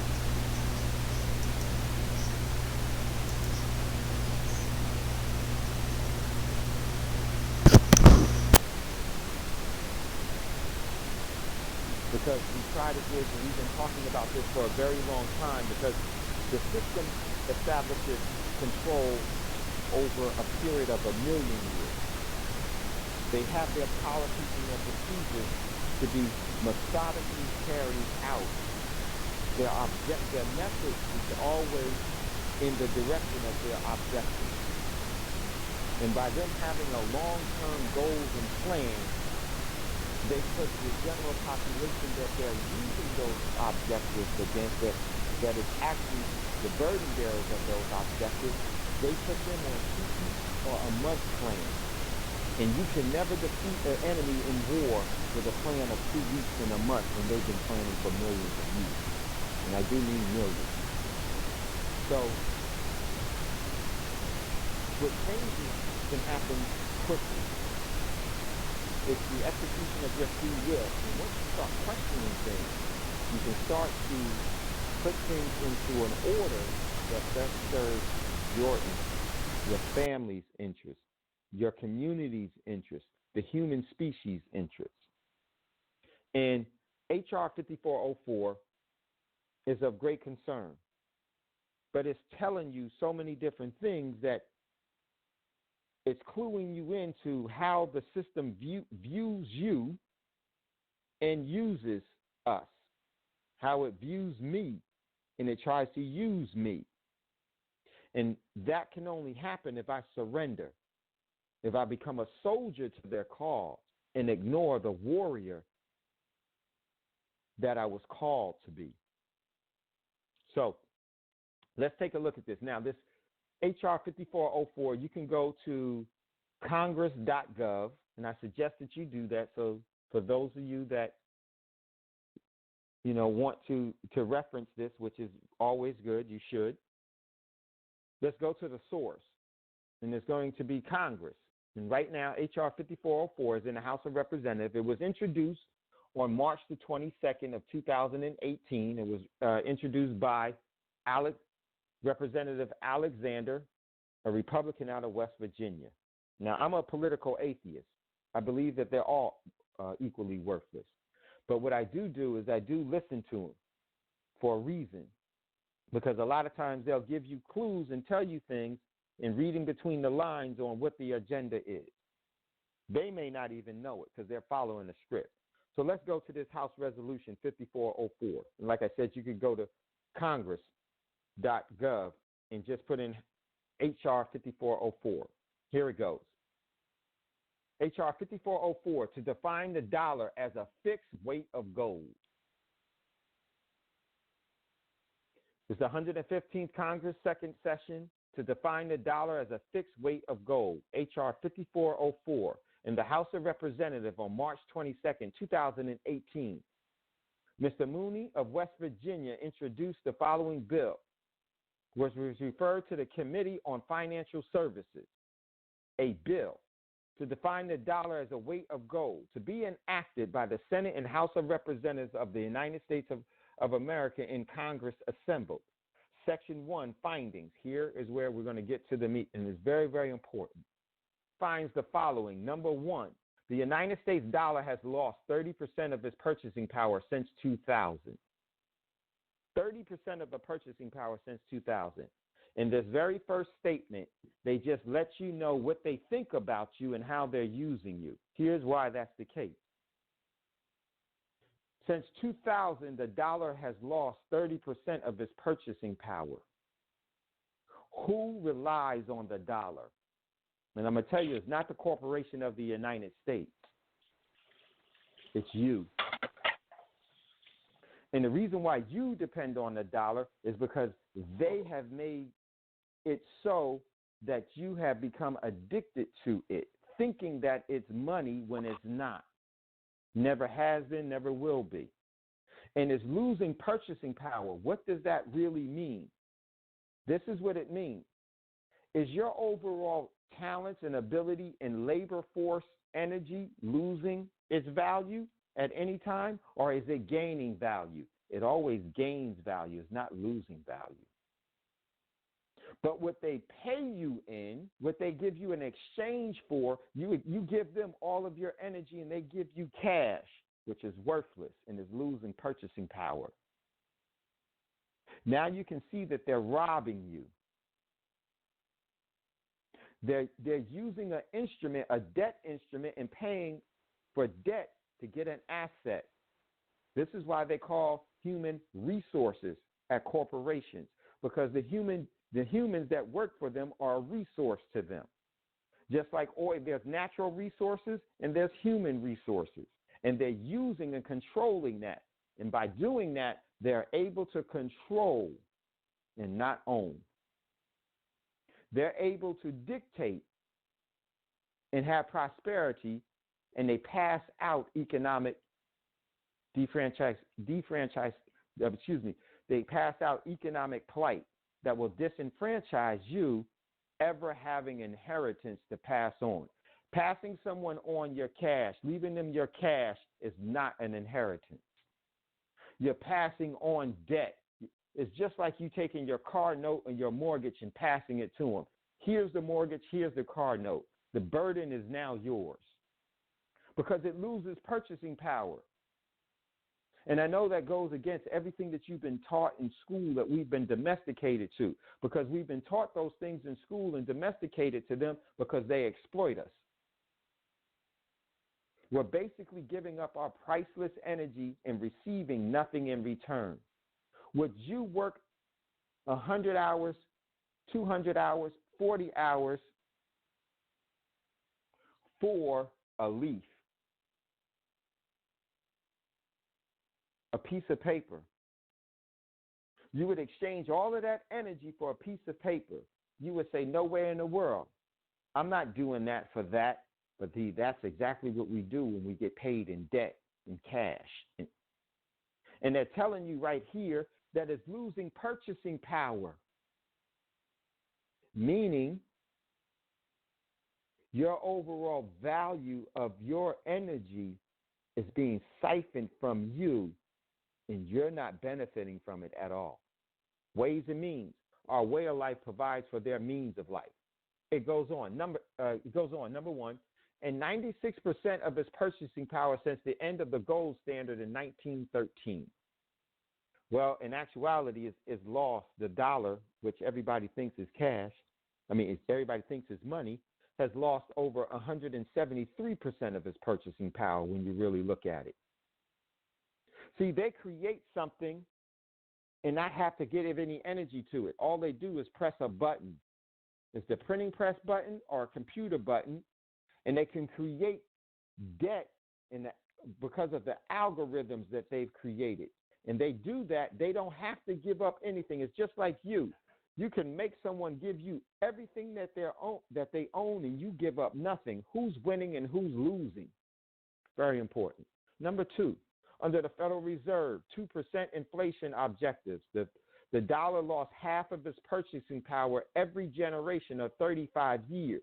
They're telling you what they've already intended this to do. They knew this at the Bretton Woods decision. They knew this at the beginning of the financial of man's economy, because they knew, hey, how do we enslave people? We'll make them work for free. Well, how do we make them work for free? Well, you see this piece of paper, or you see this currency, or this or that is not worth anything, but we'll tell them it's worth everything in the world, and they'll do whatever we tell them. They'll give up everything.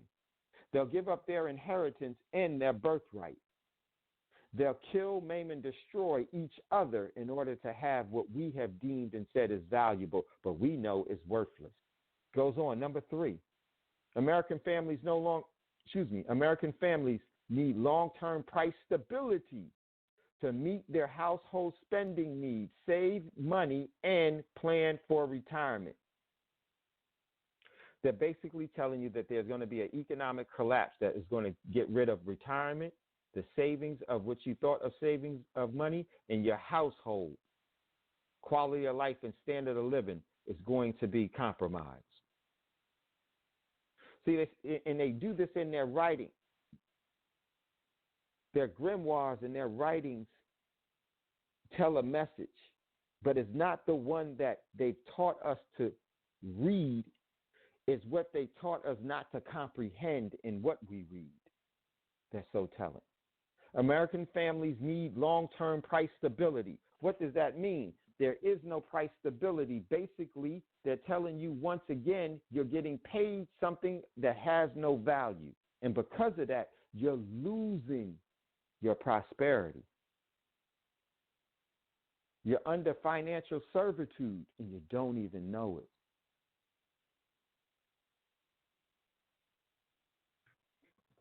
Price stability to meet their household spending needs, save money, and plan for retirement.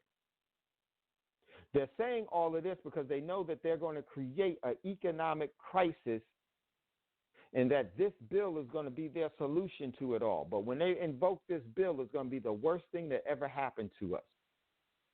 And I'm going to tell you why in a minute. Number four, the Federal Reserve policy of long-term inflation has made American manufacturing uncompetitive, raising the cost of the United States manufacturing goods and more than 40% since 2000, compared to less than 20% in Germany and France. What are they telling you about? This is the overall trade war. First, it was the currency war that turned to a trade war. Then it's going to turn into a shooting war. And it's going to be against the East and Germany. And France is going to have to follow where Germany goes. And this is why they named them specifically here.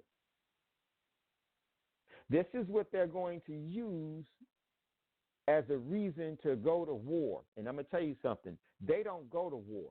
They write laws that they don't have to obey. They create debt that they don't have to pay. And they declare wars that they don't have to fight. They make you obey, pay, and fight. And that happens because we allow them. Because we don't know the difference between currency and money. And because of that, we're always in a position of disadvantage from the malevolent fraud of the financial institutions. It goes on. Number 5, between 2000 and 2010, the United States manufacturing employment shrunk by 1/3 after holding steady for 30 years at nearly 20 million jobs. Well, there are going to be plenty of jobs in America after everything is over. Everybody will have a job, but no one will be getting paid anything. What difference if you have a job and you're not getting paid? What difference if you have a good job and they're just paying you a debt instrument that has no intrinsic value? You may think that you have a good paying job, but you don't. It's all fraudulent.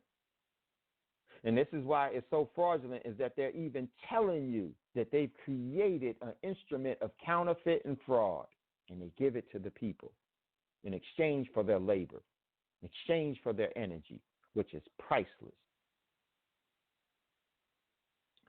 Number 6. The American economy needs a stable dollar, fixed exchange rate, and money supply controlled by the market, not the government.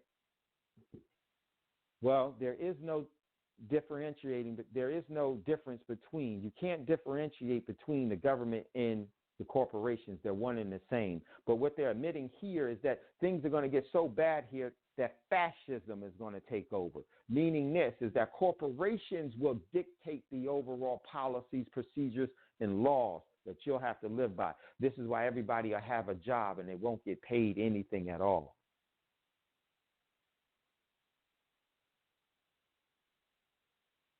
So they're admitting to here that they're moving towards a fascist state even more than what it is right now.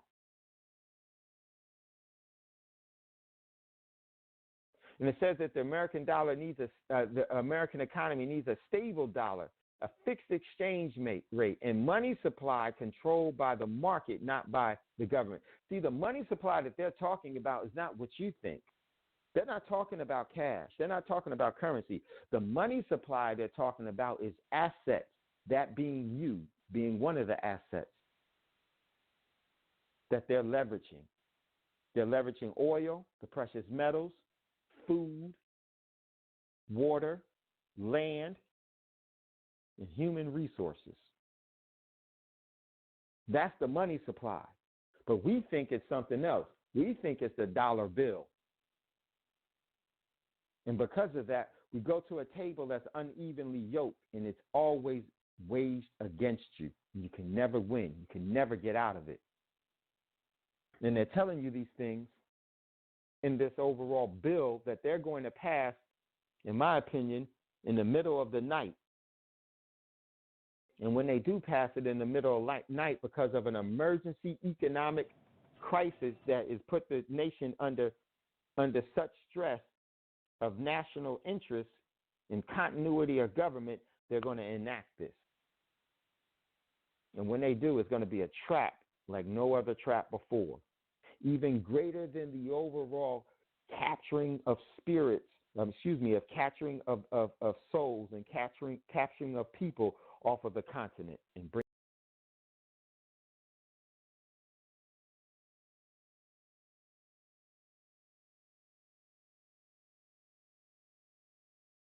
Now, family, I want you to understand what's actually happening in the present day system, present day society.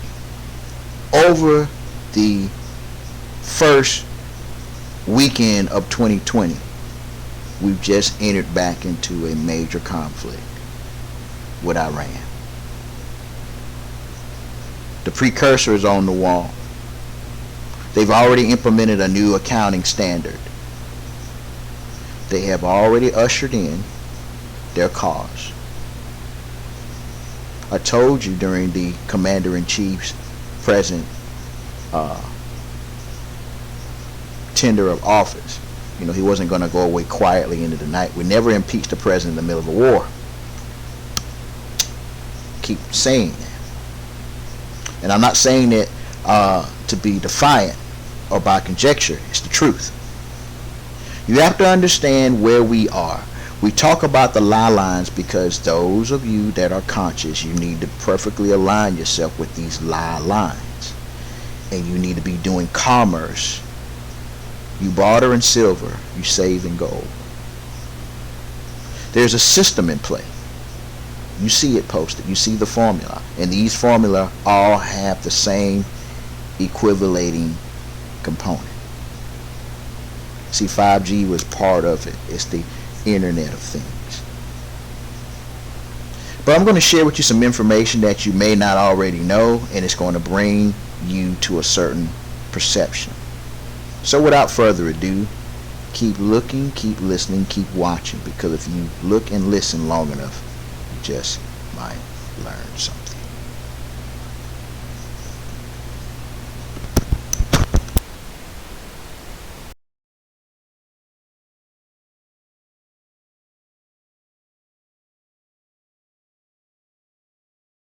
Bringing them here to enslave them.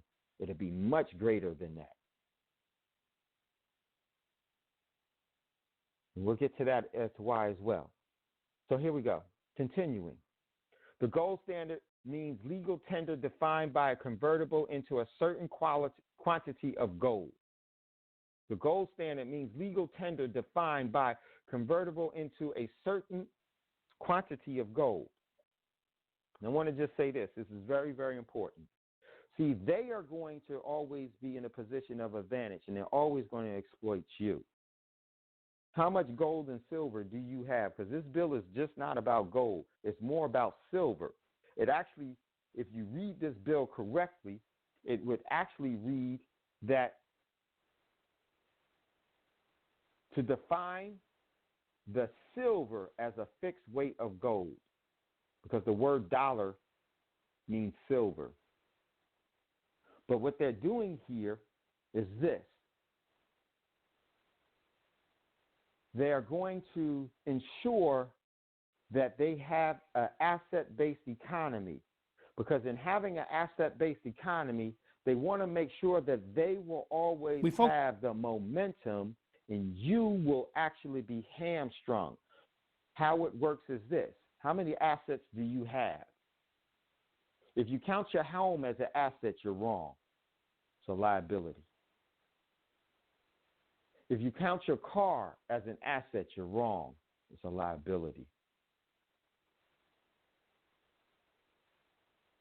They're all liabilities because they're bonded by debt. Your home is bonded by debt, even if you pay it off. Even if you pay it off. But see, what they did is they made sure that the general population here doesn't have any assets. You all remember about 10 years ago, you saw cash for gold places everywhere, in every strip mall, on every corner, because they knew 10 years or 13 years later they were going to invoke this overall law. And the first thing that they wanted to do is what I call soft mining, take all of the gold from the people, even the scraps of gold from the people, because the scraps of gold are going to be so valuable and the scraps of silver is going to be so valuable that if you have those things, you are going to be able to seize the opportunities from changing from a debt-based economy to an asset-based economy, or the wealth transfer into assets. You will actually be momentumized by that overall transfer because you have an asset. But see, what they did was they They ensured that every person here divested themselves of the future. They enslaved the ones that you have yet not named by soft mining, by tricking you and giving up your silver and your gold. We don't even have silverware anymore. It's either plastic or aluminum or whatever it is. It's not silver. So they know their overall money has always been silver and gold, one of the most perfect forms of money. And they've been given the general population pieces of paper, coupons, that have an expiration date on them, and their redemption is only for so long, but it loses its overall redemption power as it goes along and gets closer to it going to zero. The next one. Under the gold standard, through 1913, the United States economy grew at an annual average. Yeah, you got to go to a commercial? No. We don't do commercials. Yeah. I just wanted to state, I wanted to point out something. When it says, the gold standard means legal tender defined by and convertible into a certain quantity of gold. All right? And they spoke about the dollar, earlier. The dollar loses half of its purchasing power every generation. I do want to point out that they haven't. The quantity is not defined. The Constitution says money is gold and silver, and we're discussing the dollar and we're discussing the gold standard, but not the dollar defined. I do want to point that out too. You know what I'm saying? And that's critical. And that's going to definitely come into the last part. That's absolutely true. That's critical. They didn't tell you what that measure was. And that's astute, because that's going to be very, very pivotal, and I'm going to show you that in a minute. Next one, number 9. Under the gold standard, we focus on the idea of happiness too much. The United States economy grew at an annual average of 4%, 1/3 larger than the growth rate since then, and twice the level since 2000. See, they staged this. All of the financial markets are rigged and fixed and regulated. And that word regulate means to establish control. For who? For them. See, what they did with retirement, pensions, and savings, they said, hey, give us your cash now, give us your energy now, and we promise when you get older and you can't work anymore, we'll have a boatload of cash waiting for you. But they'll give you a boatload of cash, but it won't be able to buy anything.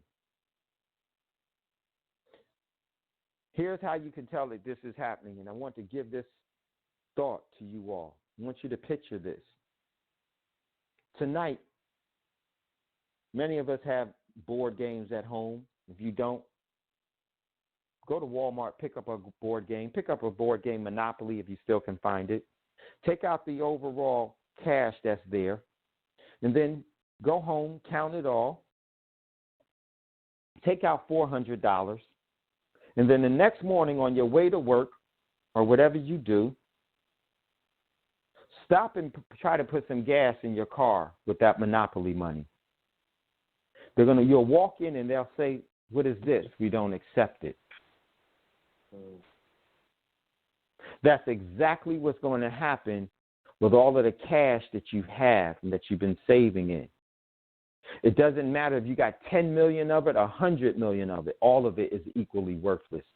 It always has been. It was just a matter of time. You just didn't know when the expiration date was, but they told you it's been losing purchasing power. It's been going to zero. Alan Greenspan said at a congressional meeting, he told Congress that when he was the Fed chairman, Alan Greenspan said, I can give you as much cash as you want. I can project it out as far as you want. But what I can't do is guarantee the purchasing power of it. He told you I can give you as much paper as you want. You can steal from the people all you want, but they won't be able to buy anything with it. And this is all happening right under our noses because it's intentional. Number 10. The International Gold Exchange Standard from 1914 to 1971 did not provide for the United States dollar convertible into gold, and therefore help cause the Great Depression and stagflation. What are they saying? They did cash for gold. You give them gold, they give you cash. They would not let you take cash and get gold on the open market. You had to be strategical in when you do that. If you've been doing that, you're wise.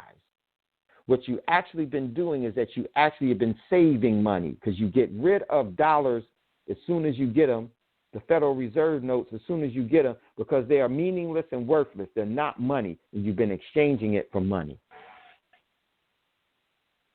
They told you the secret right there. Number 11, the Federal Reserve's trickle-down policy of expanding the money supply with no demand for it has enriched the owners of financial assets, but endangered the jobs, wages, and savings of the blue-collar worker. They told you what their plan is. They said the Federal Reserve's trickle-down policy. Who is the Federal Reserve? I don't know exactly who they are. It's a private organization, but I will say this. It's probably made up of the original founding fathers of this country and their families. It's probably made up with all of the major banking corporations throughout the world, the central bank. It's made up with all the government entities. That's who the Federal Reserve is.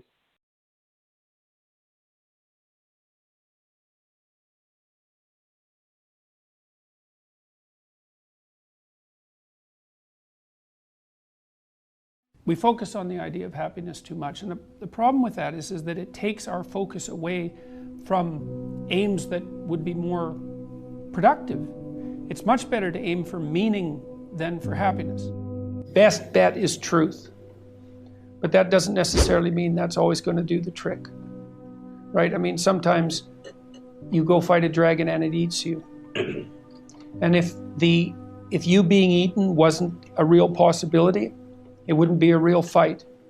And so you see people, like I've seen people in my clinical practice sometimes. I had one client in particular who was undergoing a particularly vicious divorce with someone who was really seriously inclined to take him out and would do pretty much everything at her disposal to do so. And I strategized with him for about 3 years. And we did everything. And hyper carefully. He was a very conscientious and diligent person, and he put into practice everything that we discussed and strategized, and he still he got backed into a corner so hard that I didn't know how to help him anymore. So I would say, however, that he was a very truthful person throughout that, and one thing he did do was, part of it was a custody battle, and he did manage, despite his decline, in consequence of being repeatedly cornered, I would say, he did manage to establish what I think was a lasting relationship with his kids. So he might have got enough out of what he did to justify it, even though the whole landscape was pretty awful. I think that not lying is your best bet, but life is hard and people get run over, and it doesn't necessarily mean that you're going to emerge in any obvious sense triumphant. But if you take the alternative path, especially when you're facing severe tribulations, let's say, and you complicate those with deceit, you can be sure that whatever tragedy that you're confronting is going to turn into not only tragedy, but something very much akin to hell. And so you might be able to at least minimize the degree of suffering, even if you can't overcome it or transcend it. And that's something, you know. There is no faith and no courage and no sacrifice in doing what is expedient. What do you say to those viewers that don't pursue their dreams and are locked in their careers because they are too afraid to take risks and pursue something meaningful? Well, the first thing I would say is, well, you should be afraid of taking risks and pursuing something meaningful. But you should be more afraid of staying where you are if it's making you miserable. It's like the first thing you want to do is dispense with the idea that you get to have any permanent security outside of your ability to contend and adapt. It's the same issue with children. It's like you're paying a price by sitting there being miserable. And you might say, well, the devil I know is better than the one I don't. It's like, don't be so sure of that. The clock is ticking. Yeah, but And if you're miserable in your job now and you change nothing, in 5 years you'll be much more miserable and you'll be a lot older.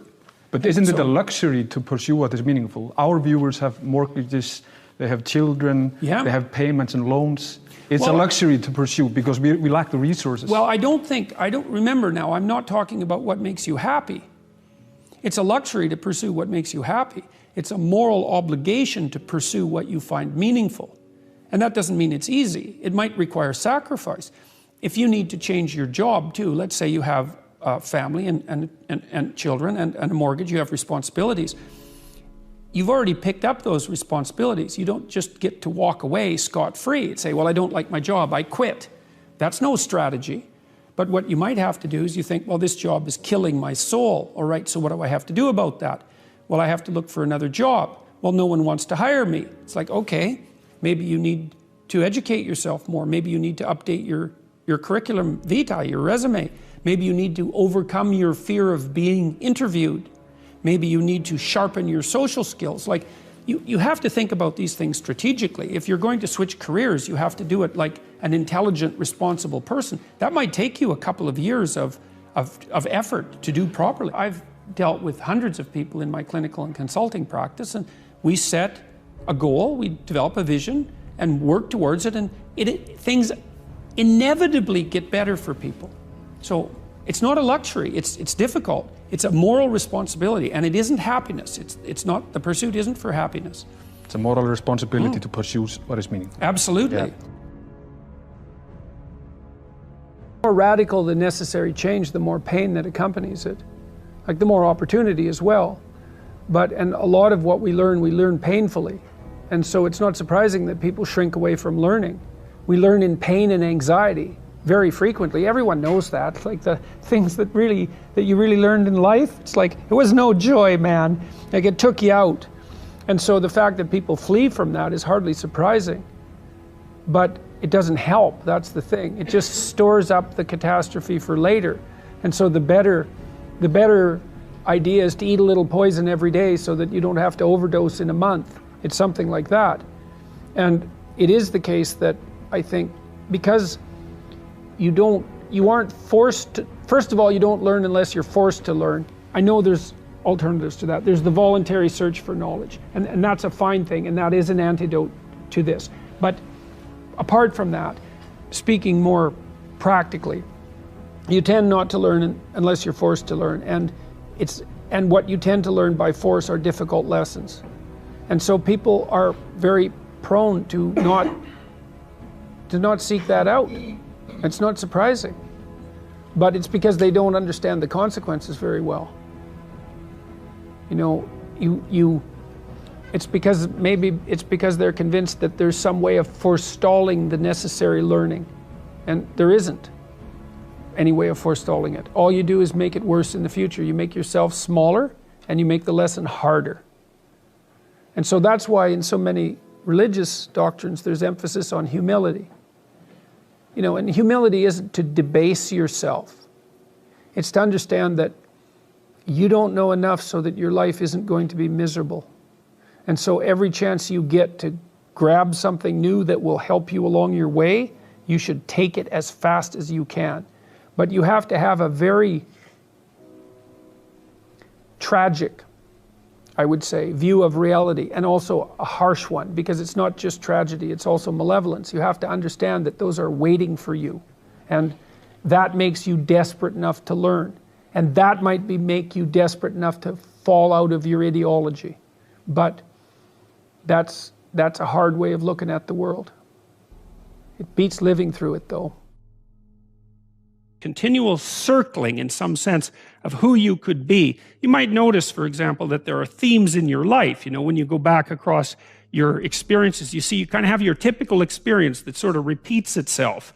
And there might be variation on it, like a musical theme, but it's like you're circling yourself and getting closer to yourself as you move across time.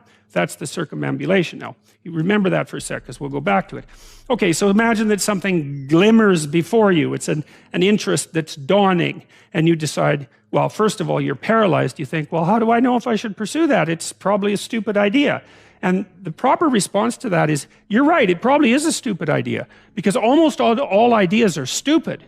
And so the probability that as you move forward on your adventure that you're going to get it right the first time is zero. It's just not going to happen. And so then you might think, well, maybe I'll just wait around until I get the right idea, and which people do, right? So they're like 40-year-old, 13-year-olds, which is not a good idea.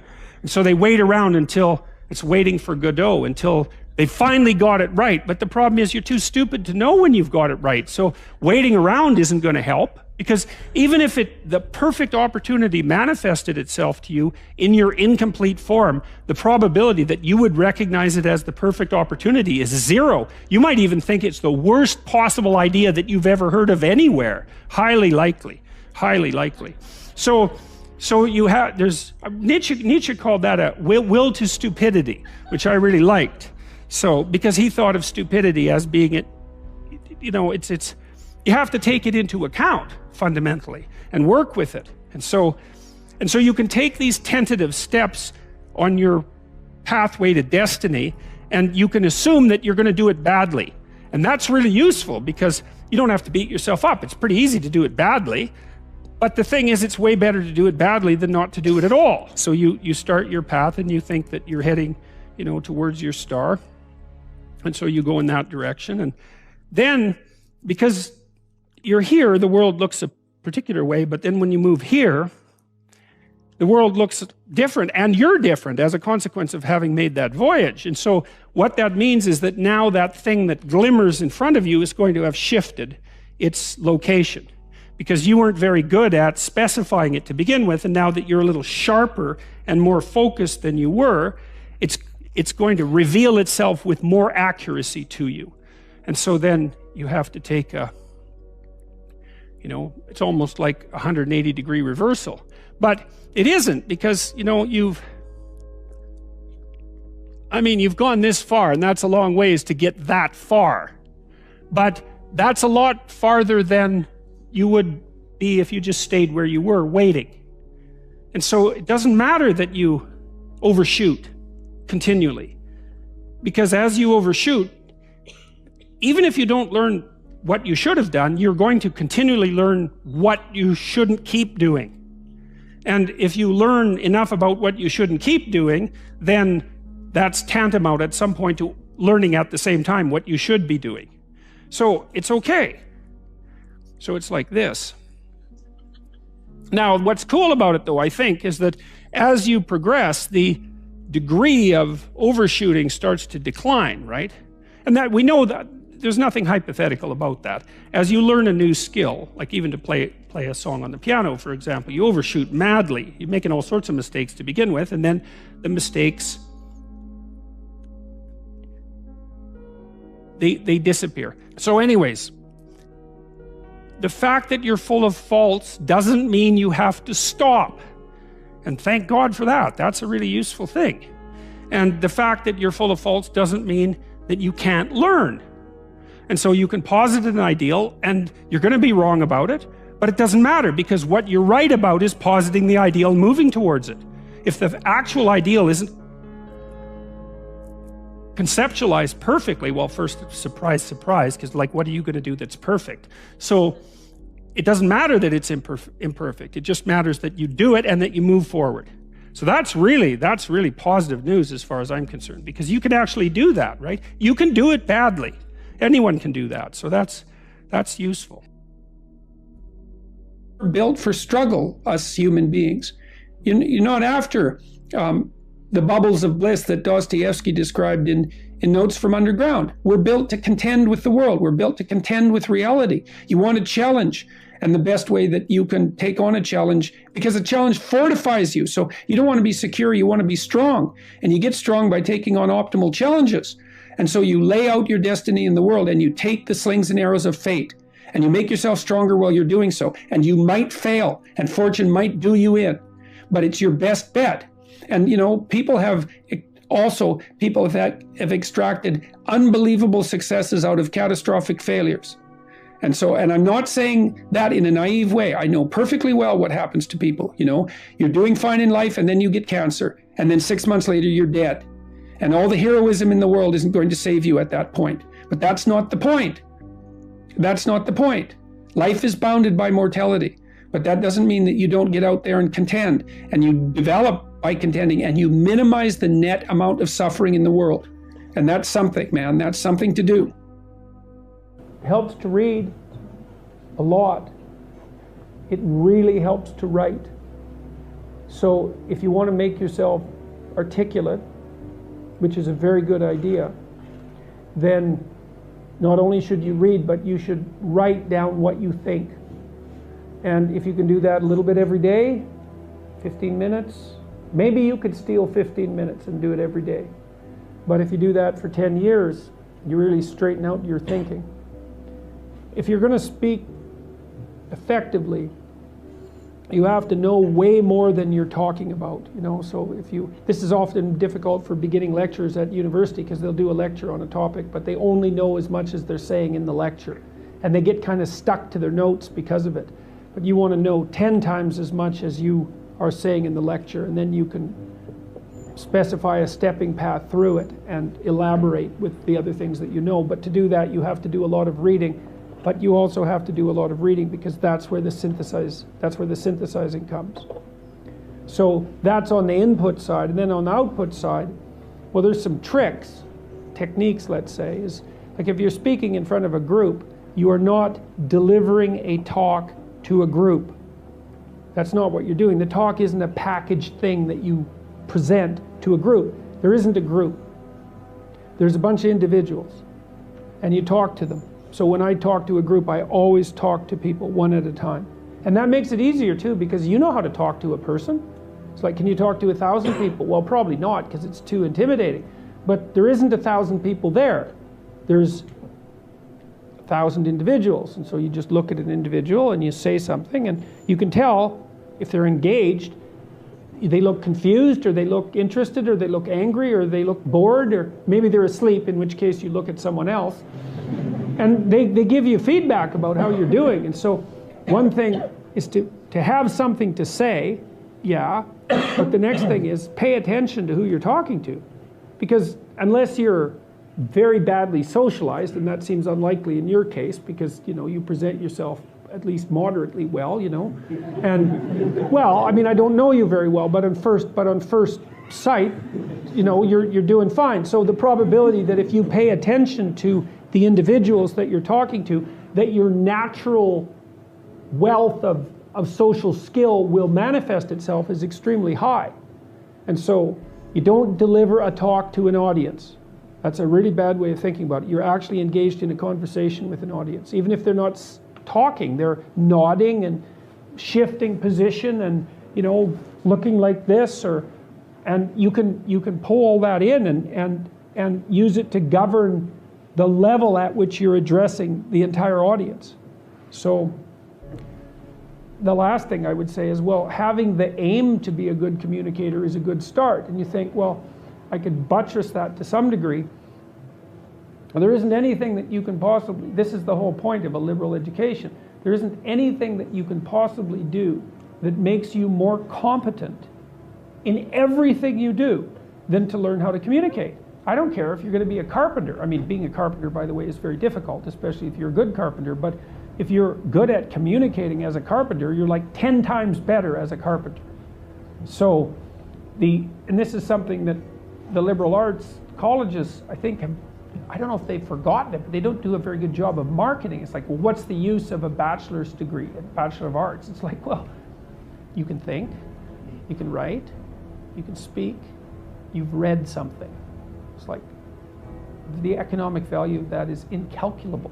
The people that I've watched in my life who've been spectacularly successful they have skills. Clearly, that's a minimum precondition. But they're also very, very good at articulating themselves. And so whenever they negotiate, they're successful. Well, that's kind of like the definition of success in life, right? You negotiate and you're successful. It doesn't mean you win. Because if you're a good negotiator, if you're a really good negotiator, everybody walks away from the negotiation thrilled. And so then people line up to do things with you. So, and that's all dependent on your ability to communicate. So practice.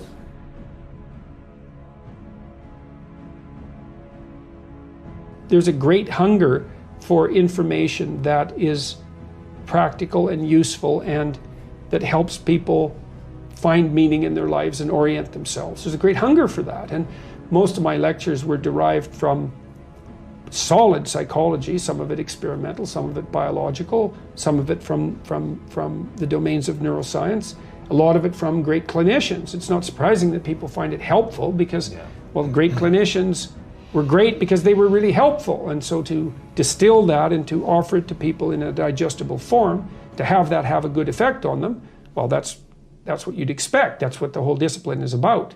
And so that's been great.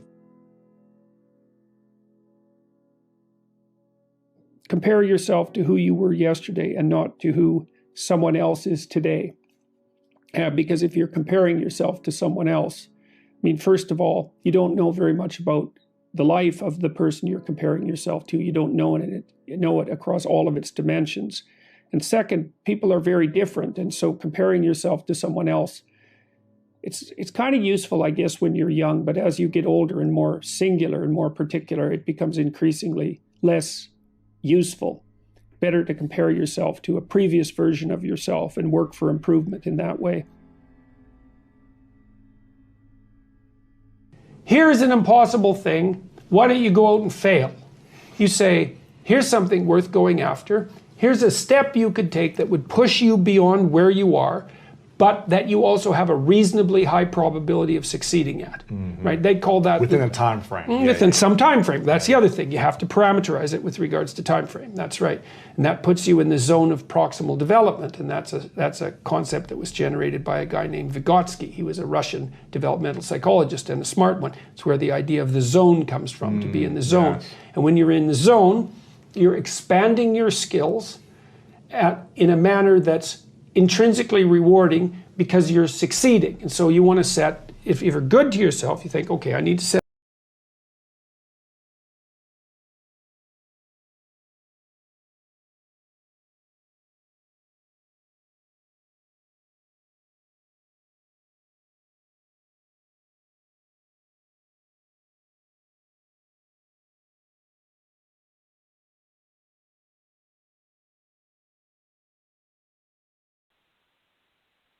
and they created a policy, a trickle-down policy. See, they trickle down because it's a methodical, slow approach to boiling you. And before you know it, you cooked. And by doing that, they've enriched themselves. And they said it here, with no demand for it, it has enriched the owners of financial assets. What are financial assets? They're not talking about what we consider consumerism. They're talking about real assets. They're talking about oil.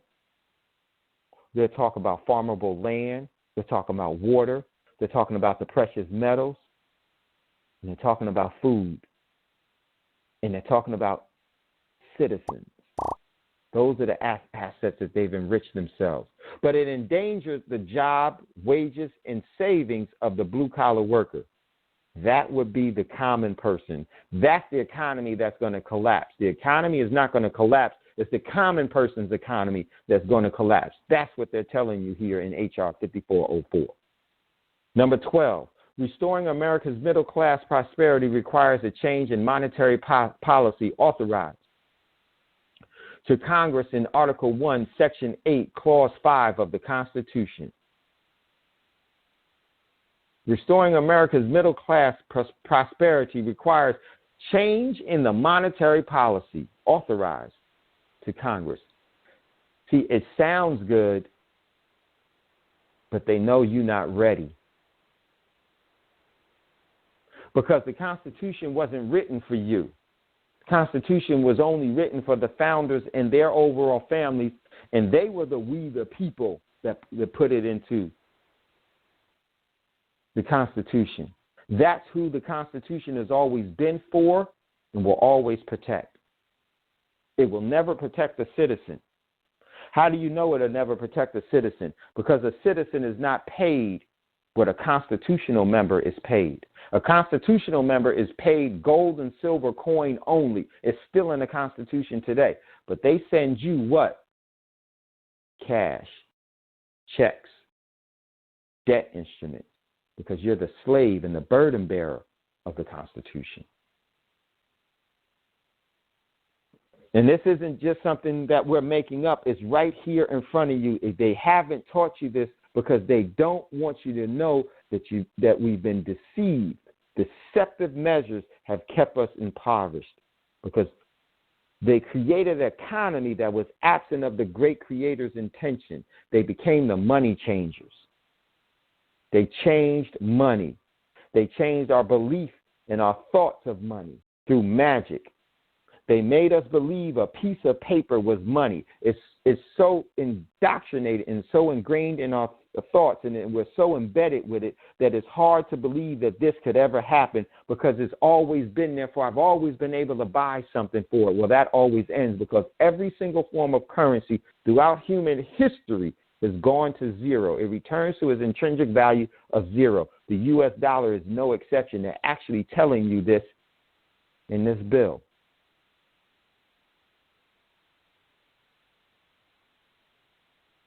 Money does grow on trees. The bankers created that slogan that money don't grow on trees so that they can embed in you the thought process that's right because it can only be a piece of paper. Hate to tell y'all, they lied. Money does grow on trees. It's called peaches, it's called oranges, it's called pears. That's the great creator, God Almighty's economy.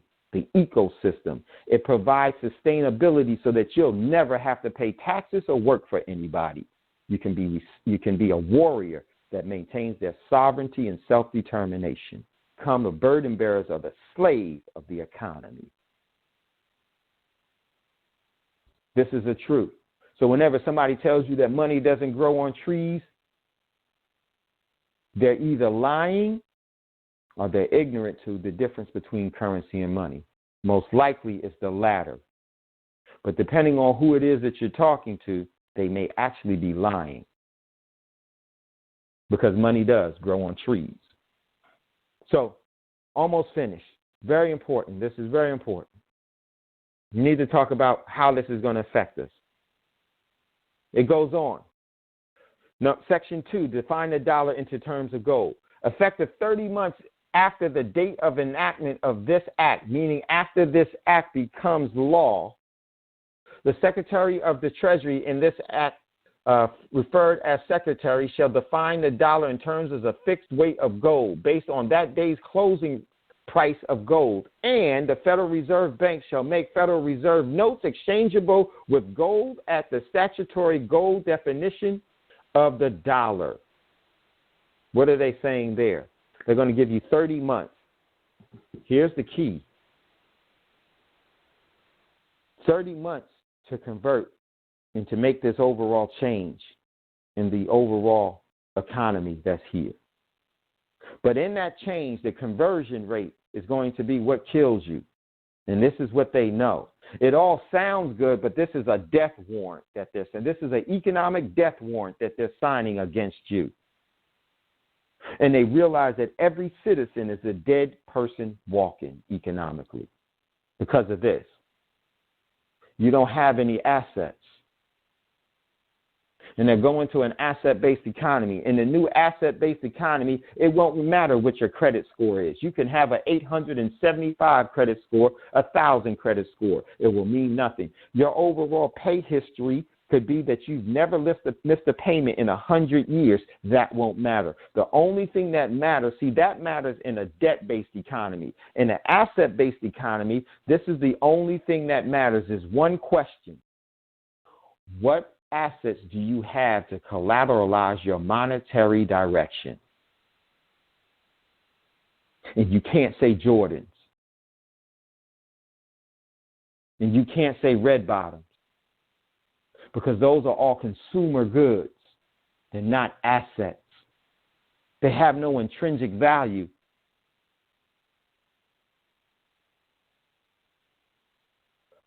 And they know that the general population has no assets. All they have is debt. And this is what's going to happen. They're going to say that there's a conversion rate. The new dollar is now backed by gold and silver.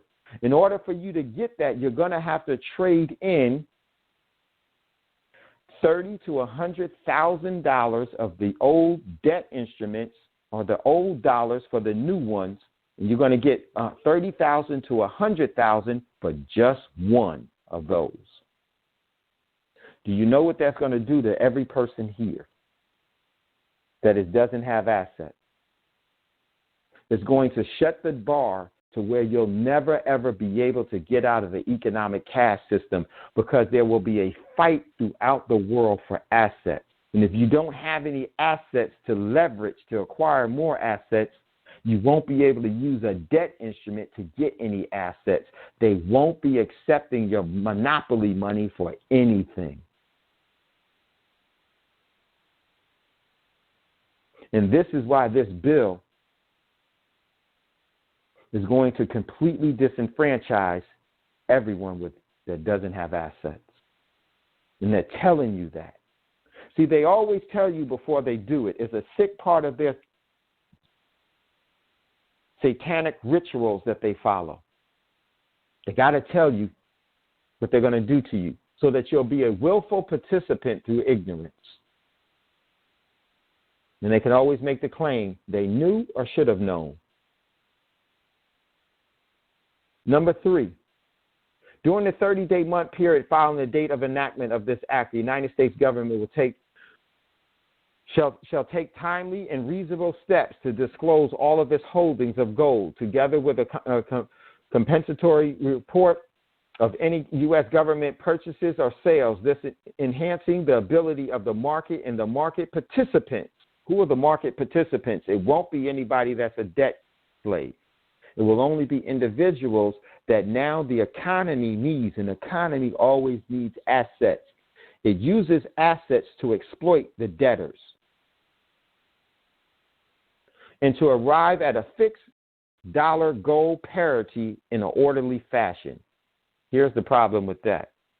Most of the gold that the U.S. has is either stolen from its citizens or stolen from other nations. And the other nations are going to tell the U.S., hey, you can't go on the gold standard until you give us back our gold. This is why Germany is talked about in this overall bill, because Germany repatriated their gold from the U.S. and they were pissed. They were so pissed they had to kill Gaddafi. They killed Gaddafi to pay Chavez. They invaded and they created through the Nazis, destabilized the Ukraine to start the payments to Germany. Then they allowed a hurricane, Sandy, to go through New York to delay that process even further. They steered a hurricane through Manhattan to prevent the overall payment or disclosure of the German gold. This is why they hate Germany now. Because Germany called their bluff. It was the French that called Nixon's bluff, or the U.S.'s bluff, that caused Nixon to close the gold window. It was France that did it. And this is why France and Germany is named in this overall bill. Not a coincidence. And when these other countries are going to demand their gold back and the U.S. is going to say no, and you know what they're going to have a response to? It's going to be a military response, but it's going to be the worst kind of military response. It's not going to be by warships or bullets. It's going to be by cyber attack. Not only will you be going through the worst economic collapse ever, but you'll be going through that economic collapse in a grid down situation where the lights won't be on. All of these things are being put into place. And it all has to do with the precious metals. Obama signed a law before he left office. Celebrity figurehead Obama signed into law, where you can look it up for yourself, where private citizens and corporations can go out into space and to mine celestial bodies. He signed that into law. Why did he do that? Because the overall precious metals, the earth doesn't produce precious metals. The earth isn't yielding any precious metals. The earth produces oil and water It produces that. The lies that they told you scientifically, how oil gets on the planet, is a lie. But see, the precious metals is extraterrestrial. It has to come to the earth from outside of the earth's atmosphere. And they've mined all of that. And the one that they've mined all of it of is not gold. See, they connected everyone to gold so that you would ignore the truth. And the truth is silver. They don't have any more silver. This is why Obama signed into law that corporations can go into space to mine celestial bodies, planets, and meteorites. And then Trump announced the overall space marines recently. One president did a little bit, the next one does another. It's a slow process. No one ever sees what's happening. What are they doing? They don't have any more silver on this planet. Now they got to go to the moon and to Mars to get it.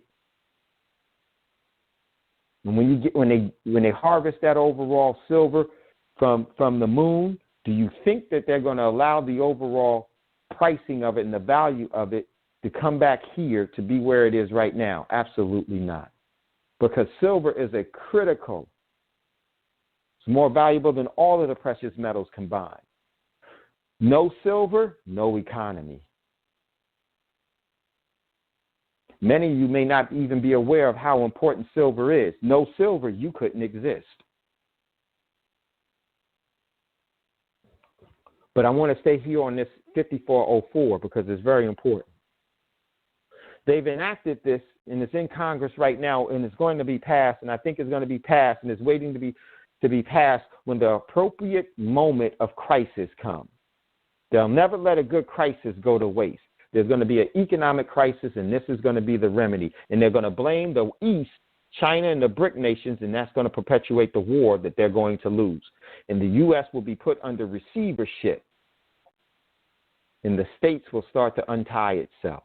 This is why the states are running right now frantically to establish gold and silver and precious metal depositories. Texas was the first one to open up 2 months ago because they know where it's coming. You don't, because they don't tell you. So this is more than important. And I know that we're running out of time, but I wanted to just express this to you on what's happening. Here's the critical part before if you have any questions or any comments about it. The overall China, the BRIC nation, have already determined that the U.S. will be on a gold standard. The U.S. has been trying to delay it as long as they can because they don't have the gold. They have the gold, they don't have the silver. And the gold that they have is stolen. And they know that they've created far too much debt and they can't pay back the overall debt. And there's not going to be a debt jubilee. It's not going to be a debt jubilee. Debt is never forgiven. It's either defaulted on or paid off in man's economy. It should be forgiven in the great creator's economy. It's known as the Shemitah. But let me get back to what this is really about. Right now, the East has already decided that the U.S. economic time is up. So much so that some of the Forex trading or the currency, some of the currencies that selective individuals out of the East can acquire is known. There's something that's called the USN, the U.S. note. You won't find it talked about officially here in the United States. Obama was supposed to announce it at the Treasury. He was there with Dunford, Loretta Lynch, and Jack Lew. And then he instead of following that script, which was smart, he started to talk about something else because he didn't want to be the one that introduced the USN. Why? When he was leaving. It was a smart choice. I'm not going to let them know that it's about to go, the lights is about to get cut out on them. So, in Asia, some of the influential banks for selective individuals have something called the USN. And here's the key with the USN. It's kind of like this.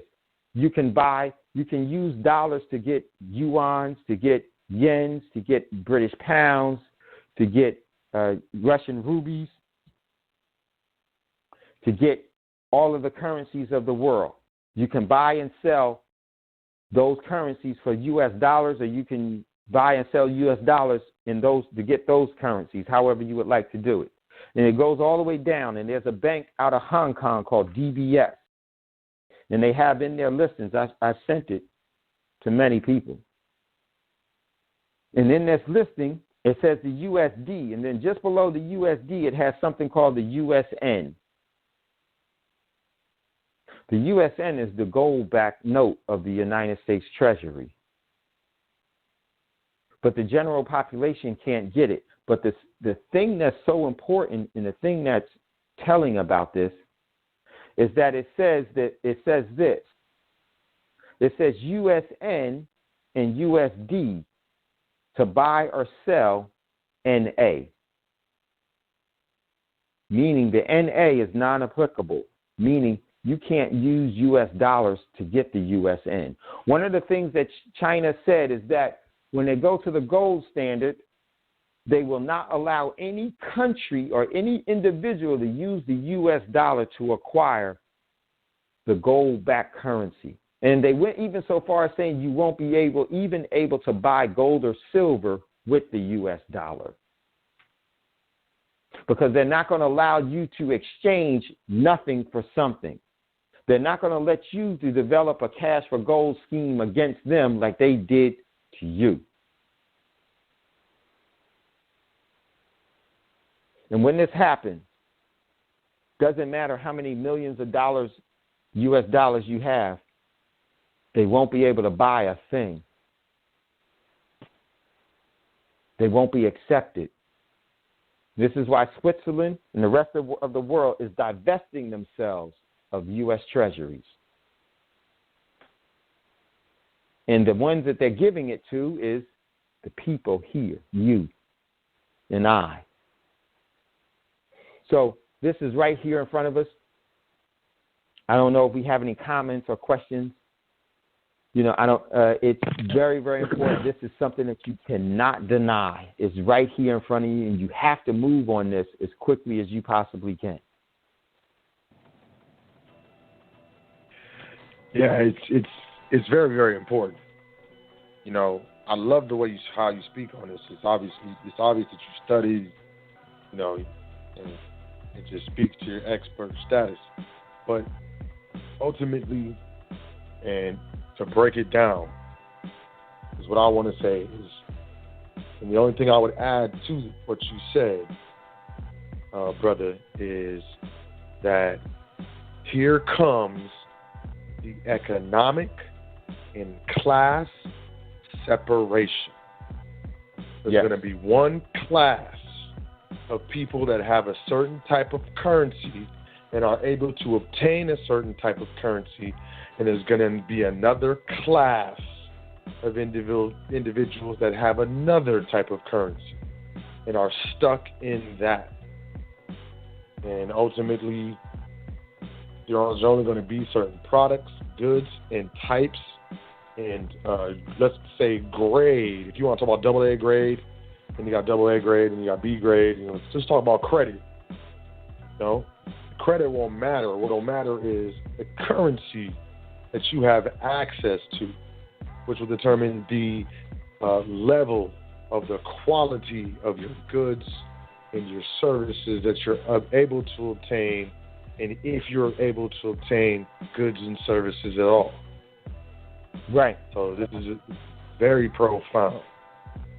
Yeah, definitely, man. Appreciate you. I appreciate you. Much love, much respect. Yeah, you much know, respect, we'll man. have to come back, Likewise. and we'll have to come back and spend some time on this and talk about how you can, what some of the things that you should be doing. You definitely should be doing those things. And the urgency of this is that the only person that can save you and your family in the community at large is you executing your free will not to engage in what they've been given to you, the slave wage. A slave's wage is always debt. Right. Every time. Every time. Every time. I was going to say, yeah, you definitely got to come back. And we definitely got to get into some other things. We do, if you want, we can take some, some question and answer. Bottom line is, I would say, right now, everybody listening, the best thing you can do right now is go exchange less than $20 at this moment right now in most jurisdictions for an ounce of silver. As many times as you can. If you can get gold, get gold. But bottom line is like, get some silver and get some gold. And that's the only way that you're going to, physical. Because right now you can exchange, Federal Reserve notes for gold and silver. Physical gold and silver. You can do it right now. And to me, it's weird. Because I know the real. I know the truth. So, I do it as much as I possibly can. Big amounts, little amounts, I don't care. I consistently pay myself, pay my family, pay my last name first. And it's just the percentage that has gotten more and more through me becoming more and more disciplined. So, but then we got to talk about how to convert it. Precious metals, how to, if a new, monetary system or note system with monetary based economics pushed behind it, we got to talk about how, people like us, could realistically enter into that, and what time is the best time to do it, and in what manner. We don't want to, just roll up with a whole bunch of gold and silver like, and just start talking. You definitely want to be very, particular and pragmatic about, how this overall wealth transfer and then class separation. It's going to be a shakeup, and whatever sticks, what doesn't. And a lot of people are going to fall. So, and how to transition this. But right now, you can still, definitely get some precious metals. So I recommend you do that. We got about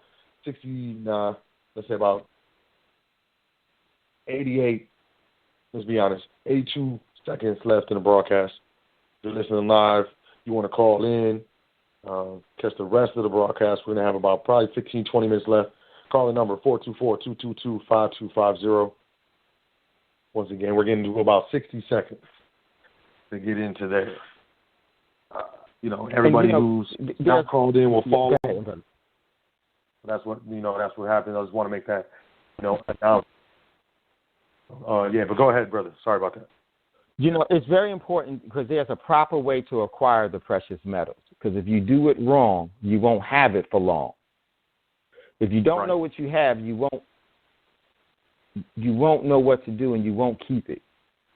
If you don't know what you have, you won't understand, and you won't know how. And we teach these things, and we'll give that opportunity to everyone that's here because it's just that important. Yeah, absolutely. I don't know how much you want to divulge, man, but you can pretty much say what you want as far as what you do and how you can help, and how they may get in contact with you, or if it's on, that we're going to come back at some time and just talk about that, because what we're going to do is put some stuff together for everyone. We're going to have classes. We teach you how to gain interest. We teach you how to properly acquire the precious metals. We teach you because you'll have a value system, and you'll understand how to use it. And when you do that, you will be the overall start of the prosperity that has been lost to be erased and to be given back into your family. The system won't be able to stop you. It can't, because it goes by that same policies and same procedures, and we'll show you what they are. And so we'll do that together here at Foundation, and we're going to actually be doing some traveling to give seminars. Very, very important. I encourage you all to be a part of it when we do it. We're going to put that together and let you know when that is. And we're going to do that really relatively quickly. By next week, you'll know exactly when, where, and why, and how. Absolutely. It's, very important. And, it's always important, if you're not keeping up to speed with what money controllers, commerce controllers, commodity controllers, and essentially good and service controllers are doing, that you should at least keep up with those who are. And, that's part of, what we do here at the foundation. Obviously, it's part of what, Brother David does with, his enterprise, especially with Thando Radio. And, that's the way we move ultimately in our own lives. And I know for myself, I can speak for myself, it's a way of life. This is, the things that we speak about. The guests that come on, these are personal friends of mine. These are people that I do business with. And, I know their family, they know mine. And, this is how we live. It's not just, for fashion or to be cool or to be trendy. This is really what we truly believe in, because we do specific research on specific subject matter beyond just economics, and all of it. You understand this stuff from a fundamental level. All of it, everything is connected. Everything. So protect yourself, and protect your family. Protect your last name. Exchange these pieces of paper for tangible assets. An asset puts money in your pocket. A liability takes money out. And that's what, Brother David was talking about earlier. So, with that being said, I don't know if we got a couple callers. Anybody got any questions? You want to take some questions, brother? Oh, yeah, definitely. Possibly. Definitely. Okay, let's start out with, I think this is my brother Brian Bay. What's up, family man? Peace. Peace. Appreciate the show that y'all doing, Yeah, can't say nothing else, but, I really enjoyed the information that he was dropping, because I already knew some of this, but it's cool to hear it, as far as the details and how and it kind of makes sense to me. They don't, try to ward themselves before they give you the money. They want you, if they could trick you thinking something valuable, they're going to do it. Yeah, I really don't have no questions, so I'm just going to say thanks, appreciate it, and I guess I'll talk to you another time. Yes, sir. Thank you, man. brother. Appreciate you. Yeah, definitely. Appreciate you, man. Peace. Okay. Seven. You know what the brother was saying is so true. We all knew that something's wrong. Something don't add up. It ain't right, because that's our discernment, our true connection to the great Creator, and our ancient lies telling us don't believe this lie. So he's so true. Oh yeah, absolutely. But yeah, he did say, the way you say it. Man. What was that? What did I say? 718? Did I say 718? 718-8092. 718-8092. Peace. Which name were you calling from? Peace. That's me, Darryl. How you doing? Oh, peace, Darryl. How you doing? I'm all right. How you doing, Brother Dave? What's up, my brother? How are you? Good to hear you. All right. Nice to hear you, too. I bought a piece of silver from you out there in, it was Texas, out there in Fort Worth. Yeah, 2 pieces. Yes. The question I have for you, I know silver is good for the body. Is it possible that we can buy, when we live like a small unit, and we maybe don't have that much family members? Is it possible that we could buy small utensils, stuff we can eat with, like spoons and forks, that we don't have to buy a large number? Do they sell small sets of silver and stuff like that we can eat with? Man, great question, brother. Great question. When you do that, yes, you can do that. I definitely suggest that you do that. And the thing about silver spoons and silver forks and silver knives, you don't need very many of them, okay? Because the silver kills all of the bacteria. So you don't need much, because those price points on those things are very, very expensive. This is why you don't see silverware anywhere in the stores anymore. It's exclusive, and each piece is extremely expensive. But one of the things that you could do, the smart thing to do, is I always say that the key to a profit is where you enter. What you do is you buy small amounts of silver now, and then you can exchange it for other sets of things or other assets. Then you'll be able to get a whole set of silver spoons and silver forks. That's a way that you could do it, brother, and you can definitely do that with us at Prosperity Mint. And just, you can always email me directly at info@prosperitymint.com. That will come to me directly. Okay. It's always a pleasure talking to you and seeing you. Yes, sir. I'm gonna let you take the next caller. Okay. All right. Yes, sir. Great question. All right. Look forward to seeing you, Soil, and you too, Dave. All right. Yes, sir. All right, family. All right. All right. Peace. Peace. All right. We got a couple minutes left. I'll do one more caller. 205-0377. Once again, 205-0377. Peace. What's your name? Where you calling from? Peace to the God. It's your brother Mellow Bay, also known as Copper Tone. You know what I'm saying? Superconductor. Energy. You know what I'm saying? First and foremost, I just want to say, give thanks, you know what I'm saying, to the Creator and the ancestors, you know, all the forefathers and foremothers, you know what I'm saying, the forerunners, you know what I'm saying, afterwards. Hey, fam. You know, give thanks to you, brothers. Indeed, can you hear me, brother? Hey, take off the Bluetooth. Oh, okay, bet. I'm going to say it out now.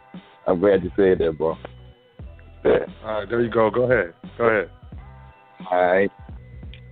You hear me now? I'm clear. Yes, sir. Yep, you clear. Yes, sir. Go ahead. Indeed. My bad. You know, Bluetooth going low. We talked about that before. But, you know, give thanks, though, to the creators. You know what I'm saying? Forefathers, foremothers, you know what I'm saying? The runners, everybody here right now on the platform, you know what I'm saying? You, Brother Dave, so, you know what I'm saying? It's another brick in the foundation, though. It's solid. You know what I'm saying? This is economic liberation here. You know what I'm saying? It's going to get our people, you know what I'm saying, really, you know, in the standpoint they need to be in, you know what I'm saying, before if they say, you know what I'm saying, the shit hit the fan. But at the same time, it's already going down, you know what I'm saying? People just really not, you know what I'm saying, not aware of it, you know what I'm saying? So it is what it is. But I got something for you though. I'm over here, right? I'm digging through my bag with my, you know what I'm saying, with my scraps in it. I got a couple chains. I got some broken up, you know what I'm saying, some broken up gold. It's, you know what I mean, 10 over here, probably 10K here for it here. I want to get it melted down. I'm looking at this ring, too. I'm like, this the ring she said no to. So it's got 10 carat. It saves. And, you know what I'm saying, it's a gold thing. So I'm looking like, yeah. You know, I'm thinking like now, I'm looking at something totally different. So I want to possibly get that melted down, first thing, or, you know what I'm saying, then add to some.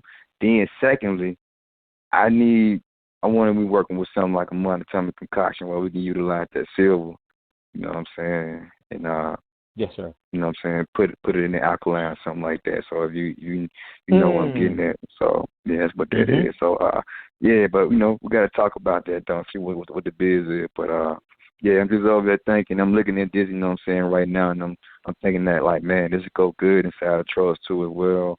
You know what I mean? They need maneuver. Put some things up because, you know what I mean, I got the twins, the boys, you know what I'm saying, I want to leave something behind for them, so, you know what I'm saying, that's another thing, but yeah, definitely, though, so that's my thing with that. I got the scrap gold, though, I got the scraps, you know what I'm saying, I'm planning on add to it, you know what I'm saying, so, That's another thing. What should I do? You know what I'm saying? What should I do? I got this scrap goal over here, and I got I just that my family gave me and loved me. My pops gave me like some comic books, War of Wars, Time Machine. They're like 7 cents. Daniel Boone and shit like that, but they're still in the plastic. It's still in the plastic, you know what I'm saying? I haven't got them appraised or looked at it yet, but they ain't not mint, but we would say what's next between mint condition, you know what I'm saying? Next between that and decent. So, you know, I got some things now. Yeah, I'm like want to gather all this now, just see, you know, what can I work with and put together and create with that. So, you know, on some more economics, so, you know. My brother, real quick, I'm going to tell you, this is something, I'm glad you brought this up because it's so important. And, brother, you can always contact me, you know, through SALT, or you can contact me directly at Prosperity Mint, info@Prosperity Mint. Here's what's up. Mint, M-I-N-T, yes, info@Prosperity Mint. Every person listening to this call, this is what you need to, in this show, this is what you need to do. All of the coins that you have in your homes, the quarters, nickels, dimes, and pennies, don't get rid of them. Keep them. What you want to get rid of is the dollar bills, because the coins are actually a smaller, lower grade form of money.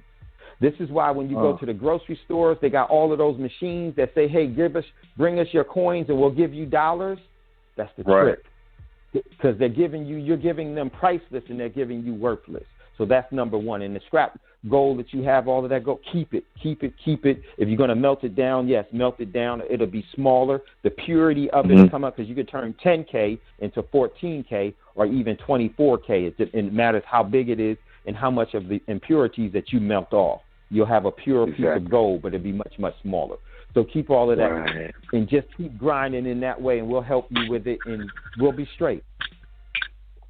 Got you. Yeah, definitely. I want to go and set this thing up now, because you know now I've been in preparation for quite some while, you know, and so I'm ready to get ready, you know what I'm saying, activate some things, you know what I'm saying, and create some things, man. Yes, and we'll help you with that, because we all need to be consuming silver. It's necessary, and we'll get everybody squared away, brother. But just because of the interest of time, I love kindred spirits, man. We'll definitely consume this. I mean, continue this at another time. Likewise.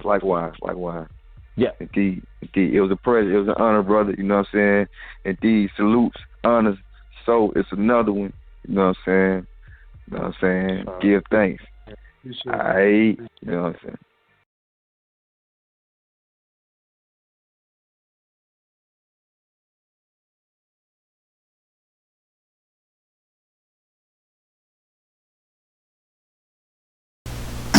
All right, family. You've been definitely soaking it in. You've definitely been getting it in. Now it's time to see just how much of this listening is going to really pay off with you guys. I want you to contemplate understanding that when we talk about accounting and accountability, we have to understand everybody's role. You know, so I want you to think about the Fed, the Internal Revenue Service, you as a trustee, agent, notary. All those things play a formidable role. And you got to understand who you are in commerce. I was going over the documentation earlier in this training session when we were talking about accounting and accountability, how these things tie in. Here we are, first weekend of 2020, the new decade, and we are in a full-blown conflict with Iran. Those of you that actually been tuned in to WTDTA radio since we've been doing our civics classes, we've been speaking of these things in great terms and details in civics, because we understand that in civics, law and history go together. In order for you to know where you're going, you got to know where you came from. And so a lot of you guys that are tuning in for the first time just now overstating the fact that accounting is one of the main ingredients to be able to really navigate in commerce. You have to now stop doing transactions first and then doing the accounting afterwards. You have to actually do the accounting first before you do anything. You got to substantiate. So you have to have a firm fundamental concept of what you're doing prior to execution. Because once you have executed, based upon those perceptions, you're in all kinds of different trust agreements. I mean, how many of you guys actually realize that the Constitution is a trust agreement? You know, I want you to really, really lock into that frequency. But this next document I'm going to share with you, and yes, I am sharing documents. Hopefully you can see these documents. If you can't see them, then let me know, and I'll do my best to try to make them available. But I've actually reviewed some of the footage, so it is here. So just in case you don't see the documents I'm putting up, when you go back and watch this video, you will be able to see the documents because I'm showing them as we go over them. Some of them I'm just reading verbatim, but the ones that I'm giving a lot of homage and prelude to, I am sharing. So therefore you can see it verbatim. First off, let's go back to this one, not this one, but this right here. Let's go back to, I want you to understand this equation. Now when you look at this equation, this is very important because the lie lines, the metadata, the A302 CECL implementation, we're talking about silver and gold, 5G technology, tributary tax, portable land, the law of the land, the Hague Convention, melanin, portable land, all these things equivalating to syntactical trust. And you got to understand how to enforce your Article 9 security interest in each one of these syntactical trust spaces. And this is not a complete list. This is just a list that I can actually consciously bring into a certain level of consciousness on this level. And I'm not going to make any promises. I will not keep this content up on YouTube forever because it's proprietary information, first off. Second off, I'm doing this as a courtesy. So I suggest that you use the time wisely. I suggest that you take heed. I suggest that you acquire what's necessary and move forward. So as you review this information, I'm going to now bring you to a certain level of fruition. Okay, we're going to talk about the feds and the Internal Revenue Service. So pay attention. And yes, this is the document that I'm going to be going over. And yes, I want you to pay attention to it. And this document is going to be talking about the role of the feds and the Internal Revenue Service. Convincing Congress to abolish the feds. This was actually written by a group called Freedom League. It was done on October 1984. I want you to pay attention to this. See if it still applies today.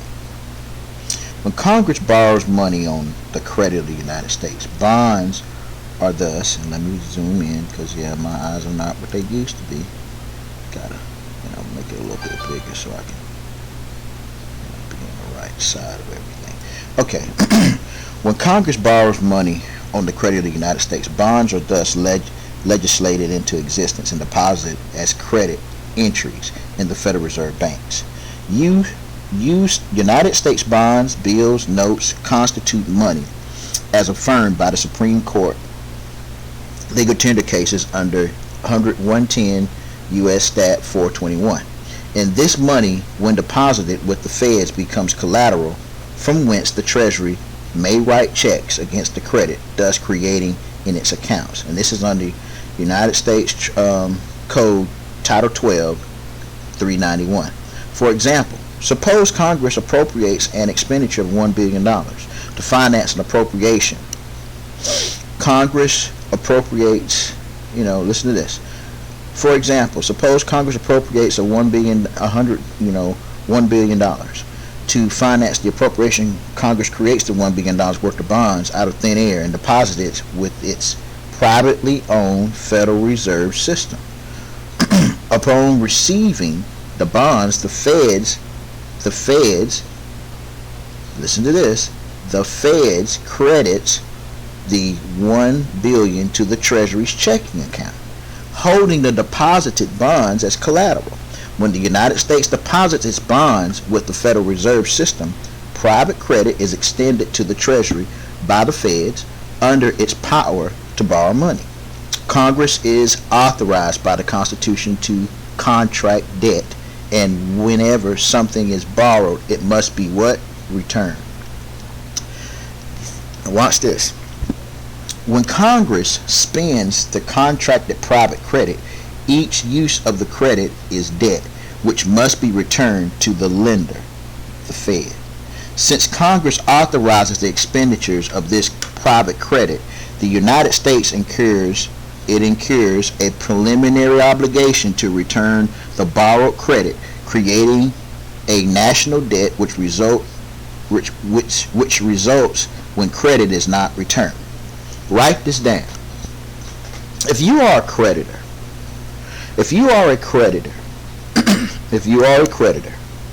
or let's say it a different way, if you are a lender, if you lend money to someone and they have not paid it back, that unpaid back debt that is now on the lender's balance sheet under the Internal Revenue Code can be, and most likely, we'll say it could be recognized as income.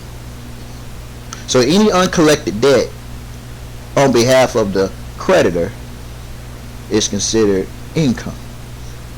And if you understand commerce, you understand how you should be utilizing income. And I'm using the word income in conjunction with credit. And just because I'm saying these things, you need to fully get an understanding of what credit is and what it isn't. So when Congress spends the contracted private credit, each use of credit is debt, which must be returned to the lender or Fed. Since Congress authorizes the expenditures of this private credit, the United States incurs the preliminary obligation to the borrowed credit, creating a national debt which results when credit is not returned. However, if anyone else accepts this private credit and uses it to purchase goods and services, the user voluntarily incurs the obligation requiring him to make a return of income, whereby a portion of the income is collected by the IRS and delivered to the Federal Reserve banksters.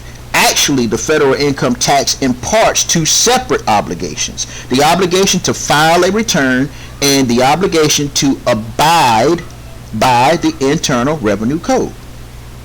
The obligation to make a return of income for using private credit is authorized in law as an irrecusable obligation.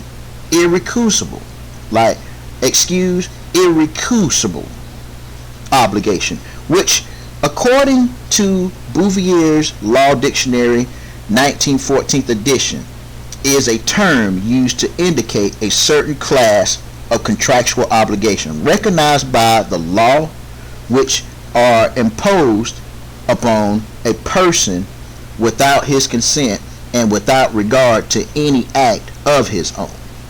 This is distinguished from the recognizable or recusable obligation, which, according to the Bouvier, arises from the voluntary act by which one incurs the obligation imposed by the operation of law. The voluntary use of private credit is the condition precedent which imposes the irrecusable obligation to file a tax return. If private credit is not used or rejected, then the operation of law which imposes the irrecusable obligation lies dormant and cannot apply. This can be found in the Barshable versus Union Pacific case, RRCO subsection or substandard 240, United States Constitutional Code. It's a 1916 case, and this is under the Supreme Court. And it affirmed that the federal income tax is in the class of indirect taxes, which include duties and excises. The personal income tax arises from a duty, i.e. charge or fee, which is voluntarily incurred and subject to the rule of uniformity. A charge is a duty or obligation binding upon him who enters into it, which may be removed or taken away by a discharge, meaning performance.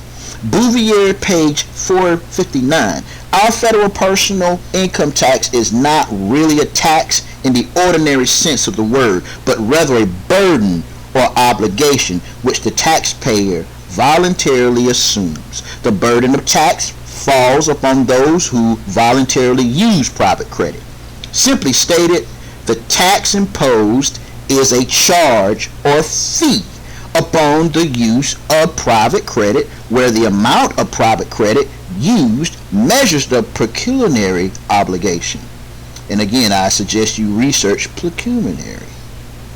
Don't go past the word you don't understand.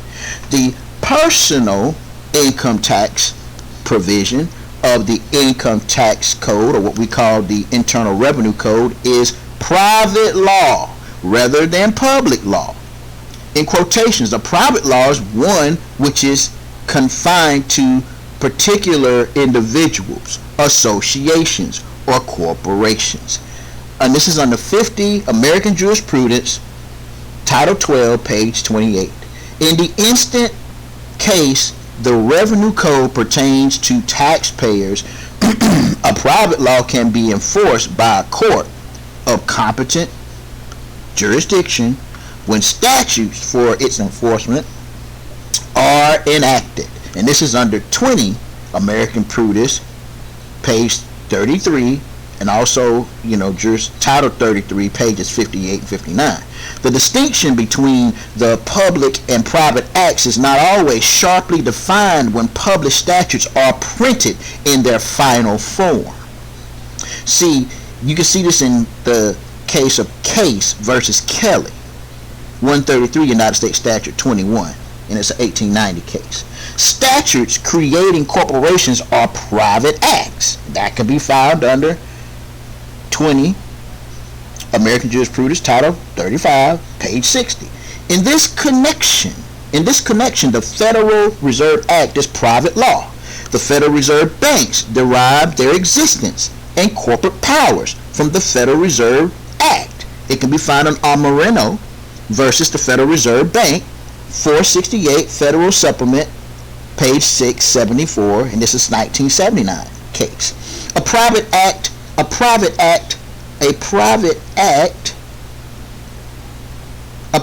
may be published as public law when the general public is afforded the opportunity of participating in the operations of private law. Did you see that?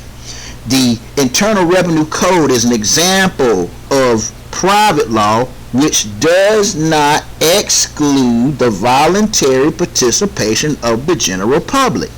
Had the Internal Revenue Code been written as substantive public law, the code would be repugnant to the Constitution, since no one can be compelled to file a return and thereby become a witness against himself. Under the 50 titles listed on the preface page of the United States Code, the Internal Revenue Code, Title 26, United States Code, is listed as having not been enacted as substantive public law. Conceded that the Internal Revenue Code is private law. Bouvier declares that private law relates to the private matters which do not concern the public at large. It is a voluntary use of private credit which imposes upon the user the quasi-contractual or implied obligation to make a return of income.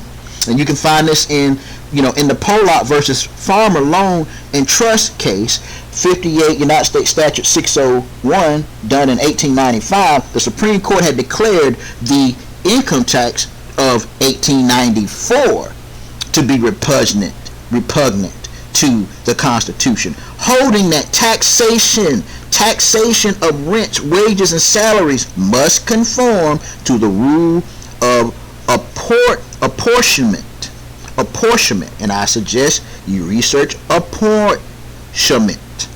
However, when this decision was rendered, there was no privately owned central bank issuing private credit and currency, but rather public money in the form of legal tender notes and coins of the United States circulated. Remember, we didn't have a central bank. Our currency was still attached to gold and silver. Got it?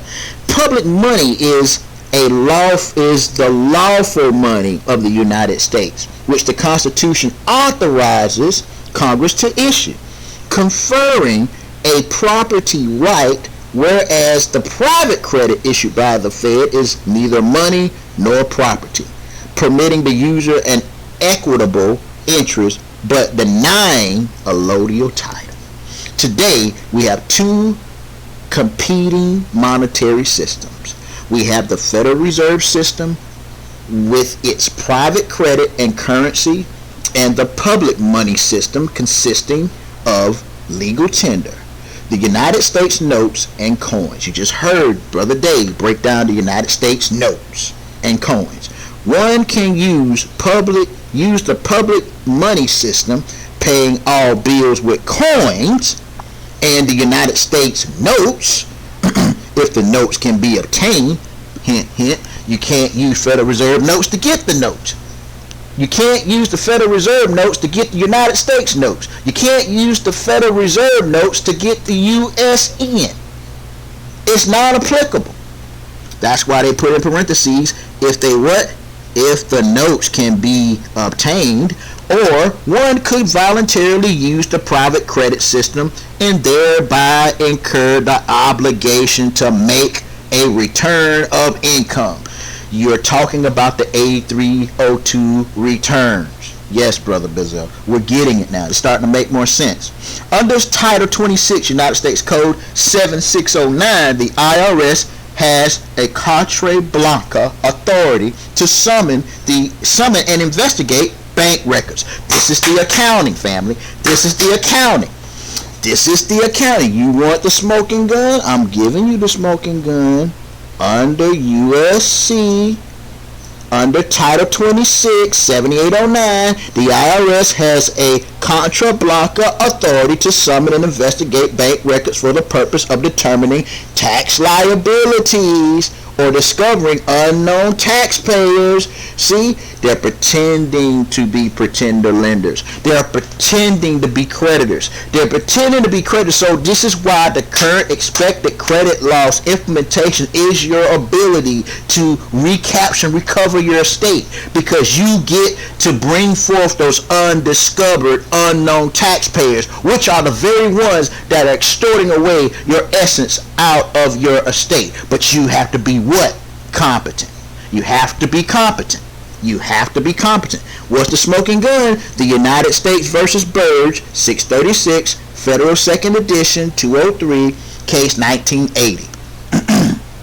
If an investigation of bank records discloses in excess of $1,000 in deposits in a single year, the IRS may accept this as prima facie evidence that the depositors, listen to this, that the account holders uses private credit, and therefore a person obligated to make a return of income.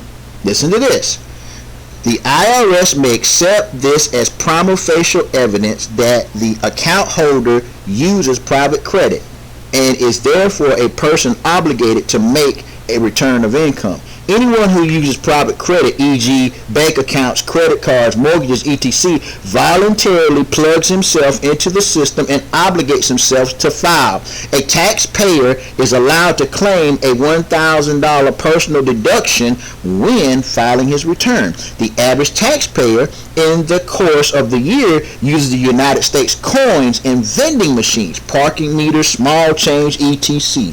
This public money must be deducted when computing the charge for using private credit. On June 5th, 1933, the day of infamy arrived. Congress on that date enacted House Joint Resolution 192, which provided the people that provided that the people convert or turn in their gold coins in exchange for Federal Reserve notes. Through the operation of law, HJR 192 took us off the gold standard and placed us on the dollar standard, where the dollars could be manipulated by private interests for their self-serving benefits. But this single act, by this single act, the people and their wealth were delivered to the banksters, the bankers. When gold coinage was thus pulled out of circulation, large denominations, Federal Reserve notes were issued to fill the void. As a consequence, the public money supply in circulation was greatly diminished, and the debt-laden private credit of the Fed gained supremacy. This action made private individuals who had been previously exempt from federal income taxes now liable for them, since the general public began consuming and using large amounts of private credit. Notice all the case law prior to 1933, which affirms that income is a profit or gain which arises from a government-granted privilege. After 1933, however, the case law no longer emphatically declares that income is exclusively corporate profit and that it arises from a privilege. So what changed?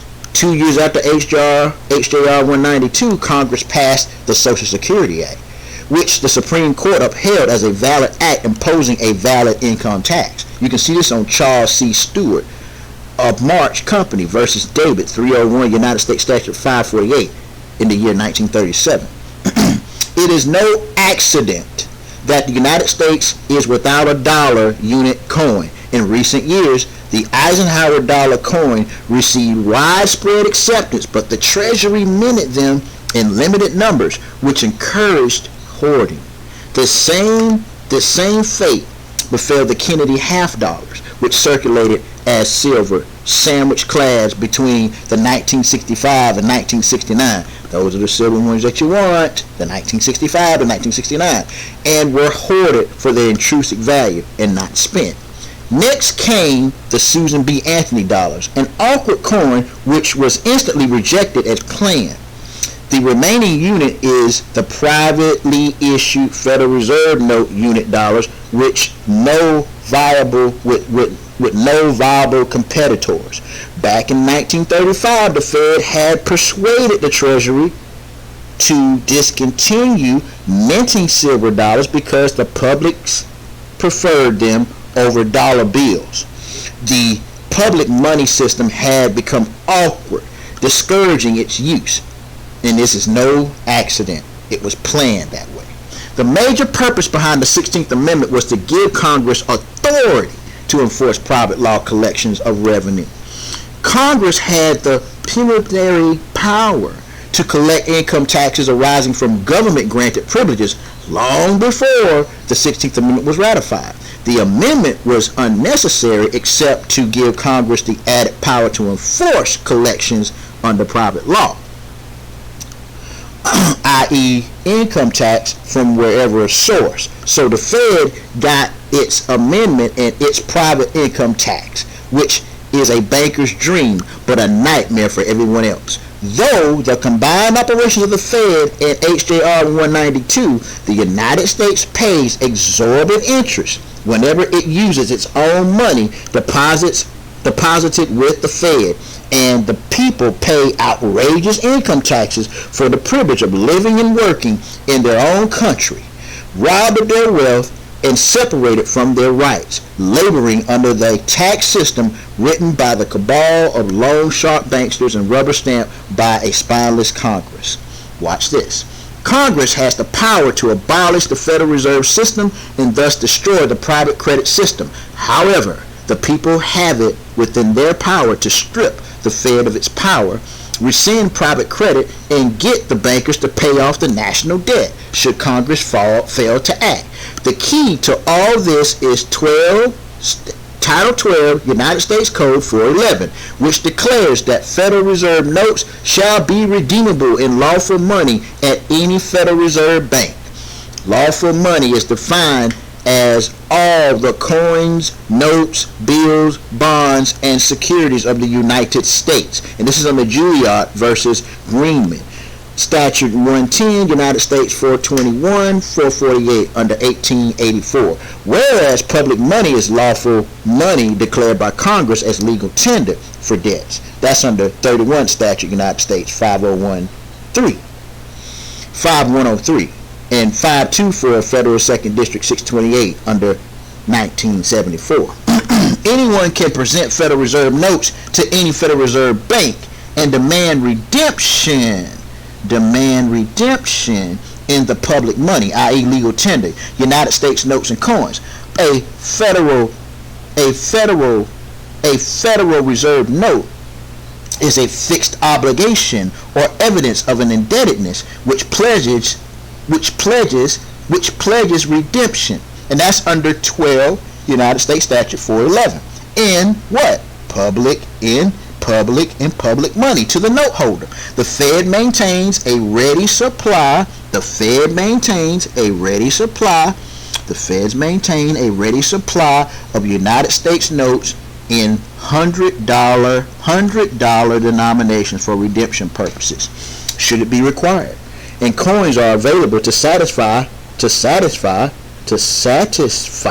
claims for smaller amounts. However, should the general public decide to redeem large amounts of private credit for public money, a financial meltdown within the Fed would quickly occur. The process works like this. Suppose, and I want you to read all this stuff that I'm showing you. Suppose $1,000 in Federal Reserve notes are presented for redemption in public money. To raise $1,000 in public money, the Fed must surrender U.S. bonds that in that amount to the Treasury in exchange for the public money demanded. Assuming that the Fed had no public money on hand, in so doing, the $1,000 of national debt would be paid off by the Fed and thus canceled. Can you imagine the result if large amounts of Federal Reserve notes were redeemed on a regular ongoing basis? Private credit would be withdrawn from circulation and replaced with public money. And with each turning of the screw, the Fed would be obliged to pay off more of the national debt. Should the Fed refuse to redeem its notes in public money, then the fiction that private credit is used voluntarily would become unsustainable. If the use of private credit becomes compulsory, then the obligation to make a return of income is voided. And if the Fed is under no obligation to redeem its notes, then no one has an obligation to make a return of income. It is that simple. The Fed Reserve notes are not money and cannot be tendered when money is demanded. And you can see this under 105 SO 305 in 1925. Moreover, the Ninth Circuit rejected the argument that a $50 Federal Reserve note be redeemed in gold or silver coin after Spessie's coin has been rescinded, but upheld the right of the note holder to redeem his note in current public money. It would be advantageous to close out all bank accounts, acquire a home safe, settle all debts in cash with public money, and use the U.S. postal money orders for remittances. Whenever a check is received and presented, whenever a check is received, presented to the bank of issue and demand cash in public money, this would place banks into a vulnerable position, forcing them to draw off their assets. Through their insoluble greed, bankers have overextended, making banks quite illiquid. Should the people suddenly demand public money for their deposits and for checks received, many banks would collapse and be foreclosed by those demanding public money. Banks, by their very own nature, are cathedrals of usury and sin, and the most patriotic service one could perform is to obligate bankers to receive private credit. When the first Federal Reserve note is presented to the Fed for redemption, the process of ousting the private credit system will commence and will not end until the Fed and the banking system neutered by its collapse. Coins comprise less than 5% of the currency, and the current law limits the amount of United States notes in circulation to 300 million, and that's under Statute 31 United States Code 5115. The private credit system is exceedingly overextended compared with the supply of public money, and the small minorities working in concert can easily collapse the private credit system and oust the Fed by demanding redemption of private credit. If the Fed disappeared tomorrow, income tax on wages and salaries would vanish with it. Moreover, the states are precluded from taxing United States notes. Number 4, wheat, Statute 316, according to Bouvier, public money is the money which Congress can tax for public purposes, mandated by the Constitution. Private credit, when collected in revenue, can fund programs and be spent for purposes not cognizable by the Constitution. We have in effect two competing governments, the United States government and the federal government. The first is the government of the people, whereas the federal government is founded upon private law and funded by private credit.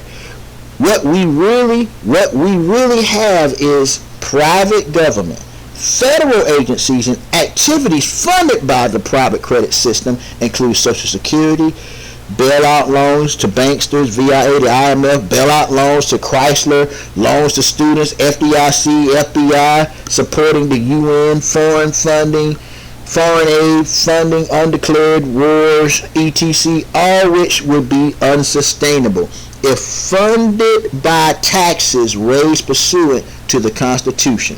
The personal income tax, now I'm going to stop you right here. Understand that Donald J. Trump is in the helm as the trustee. All this talk about impeachment. Remember, he shut down government the same time last year, and right at the middle of your supposedly impeachment, we're now in a major conflict with Iran. And I ask you again, the Constitution is a trust document. And in order for them to reattach the value, they need a major event. Well, you got your major event. You got the smoking gun, which is H.R. 5404, which has already told you that the Federal Reserve has failed. And this is the smoking gun right here on what you must be doing in your books to stay on top.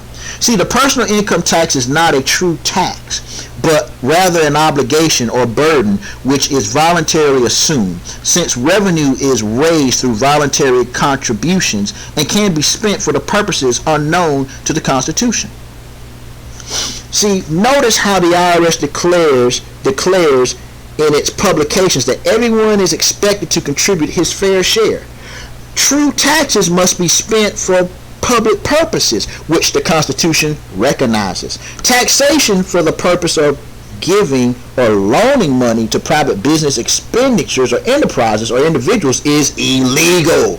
Taxation for the purpose of giving or loaning money to private business enterprises and individuals is illegal, and that's under 15 American Prudence Representative 39 under Cooley, Principal Constitutional Law, Chapter 4. Revenue derived from the federal income tax goes into a private slush fund raised from voluntary contributions, and Congress is not restricted by the Constitution when spending or dispersing the proceeds from this private fund. It is incorrect to say that the personal federal income tax is unconstitutional, since the tax code is private law and resides outside of the Constitution. The Internal Revenue Code is non-constitutional because it enforces an obligation which is voluntarily occurred through an act of individuals who binds himself.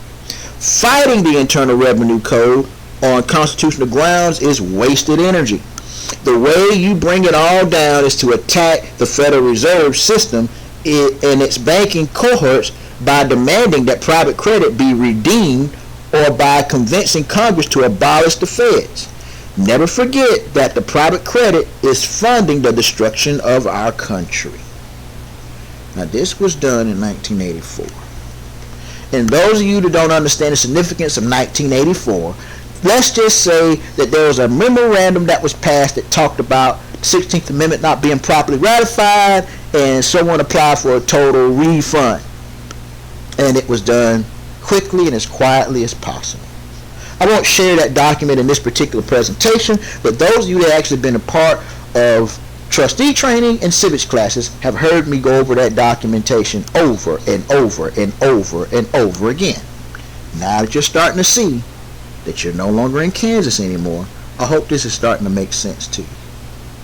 I hope this information was inspirational. I hope this information has inspired you.